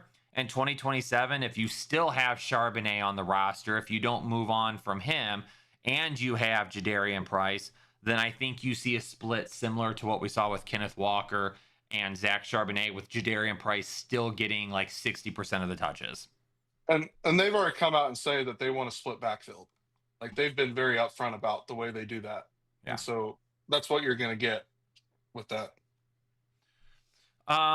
For the Tennessee Titans, I like what the Tennessee Titans did here. Carnell Tate was the first, a great draft. Like, whoa, the draft. Nobody really saw him going to Tennessee. There was no mocks I saw that had Carnell Tate taken that high, or Tennessee going with a wide receiver. But they invested. They invested first and foremost in their young quarterback, and I can And appreciate that they did that. they did come out and say the only reason why they went with Tate was because Love was taken off the board at 3. That was kind of Yeah, I think I said that prior to the draft, right? yeah. Like, it would not shock me if Jordan Love goes at number 4, and then after this pick was made, I was like, I bet this pick was made because Tennessee didn't expect Love to be Love gone. to go to Arizona. They expected either Arizona to skip on him or someone to trade up. But I love that they invested in their young quarterback, Cam Ward, who each week last year seemed to get a little bit better and a little bit better. Yep. Then they went back to the defensive side of the ball. Keldrick Falk. I had a bunch of people tell me they didn't think he was a first-round pick. I didn't agree with that. I'm pretty sure I had him as a first-round pick in every mock. If I didn't, I had him just on the outside looking in. Anthony Hill Jr., who they got in the second round, was a sub. I had him inside the first round at one point of my mock drafts. I think he is very good. And I like the Nicholas Singleton pick at number 5. Yep. I'm not a big Singleton fan, but I think where he lands gives him an opportunity to perform right away. Tony Pollard is not going to be in Tennessee much longer. And you have to remember, too, when Tajay Spears was drafted a few years ago, he was drafted with the understanding that he doesn't have a meniscus anymore. It's gone. He doesn't have a meniscus. He doesn't have an ACL. It's all gone. He was going to have a very short shelf life at the NFL level, and that's probably coming to a close. I'm going to give him an A-. It's my second A of the draft, or my third. I was about to say, third? 1 or 2. I don't know, 1 or 2. I was going to give them an A as well. A-. A-. A-. There are some things that I love about what they did. They got the guys that they needed. They added generational talent with Cardinal Tate. Wan'Dale Robinson is there. I think we're going to see less and less of Calvin Ridley. And I love this for Gunnar Hell out of everybody. They did not go out and get a tight end. I mean, they got one in the 7th round, but I think Gunnar Helm's going to make a huge year 2 bump, in my opinion. Yep. And I think this does I think it's going to be Carnell Telly and Wan'Dale Robinson. I think Dyke and all the others, I think they're solidifying who they want to be as their guys in Tennessee. Yeah. They're going to have Tate outside. They're going to have Wan'Dale inside. They're going to have Gunnar Helm, Tony Pollard at running back. And then the other side is going to be a combination of all of those guys that you mentioned. It could be Ridley if he's not released. It could be A.O. Manor if he shows that he's taken a leap. It could be DK because he showed some speed last year. It could be several different guys for sure. The last team that we need to give a grade to, this has been the longest live stream of the offseason so far. We're going on 2.5 hours, but it has been an excellent live stream. Washington, for me, I like what they did. They didn't have a ton of picks. They had a first-round pick, a third-round pick, a 5th-round pick, and then 2 in the 6th and 1 in the 7th. So they didn't have a ton of draft capital to even work with. Sonny Styles, I think, is a Dan Quinn player if I've ever seen one. I think he's a great fit there. I think getting Antonio Williams in the 3rd round was solid value. I think he is going to definitely help opposite of Terry McLaurin. They get the edge rusher that they needed in the 5th round, and then they go with Katron Allen, running back out of Penn State, who I thought was a sleeper to pair up with JCM this year. Yeah. I'm going to give him a B. B. Almost B+. B+. Almost B+. That's what I thought. Like you said, with the picks that they had, they did well. I think they're going to do a lot more in the free agency still. I still think they have a lot more to, is Debo Samuel coming back, that kind of stuff. I think there's a lot to be the running back room. I will say this, they didn't grab Love. We thought there was a lot of speculation about Washington grabbing Love. So does JSM make a huge bump up this year? That could be a great thing. And is Chris Rodriguez still with Washington? No, he is in Jacksonville now. He's in Jacksonville, so that's even a bigger thing for the running backs. Yep. Yeah, I like it. Gosh dang, Kyle. Whew. This is a long one. That was a long one. Headliner Nation, appreciate it. Devin, thanks for joining me today. This was awesome to have you on for a little bit. I know we've talked about it a couple of different times, but I'm glad it worked out for today. Man, I'm going to have some stuff to pull from this video to post. There's going to be some good rants from this video to post as standalone videos. But I appreciate everyone being here today. We're going to go ahead and get out of here. Make sure you check out Jake's videos on Wednesday and Friday with fantasy football repercussions from what happened in the draft, winners, losers, headaches, all of that good stuff. So make sure you're checking that out. If you've pre-ordered a draft guide, be ready, because I am going underground. I have baseball Tuesday, Wednesday, and Thursday this week, and outside of that, I have no plans whatsoever. I am going to be here working my butt off to get the draft guide ready. We're talking about rookie scouting reports for fantasy football for every single quarterback, running back, wide receiver, and tight end that was drafted. Whether you're a redraft or a dynasty lover, you're going to have a ton of content there. The dynamic running back rating is going to be available earlier than it's ever been available before. So make sure that you're ready to get that as well. Devin, appreciate it. Thanks, man. Thanks, guys, for having me on. This is fun. Hopefully we can do it again. It's nice to get out from behind the desk and actually say something. A little bit of a mix-up today. Yeah. Gives you a little bit of a different feeling. Headliner Nation, appreciate you all. Stay safe, stay healthy, and we will catch you all on the next episode of the Fantasy Headliners. See y'all later.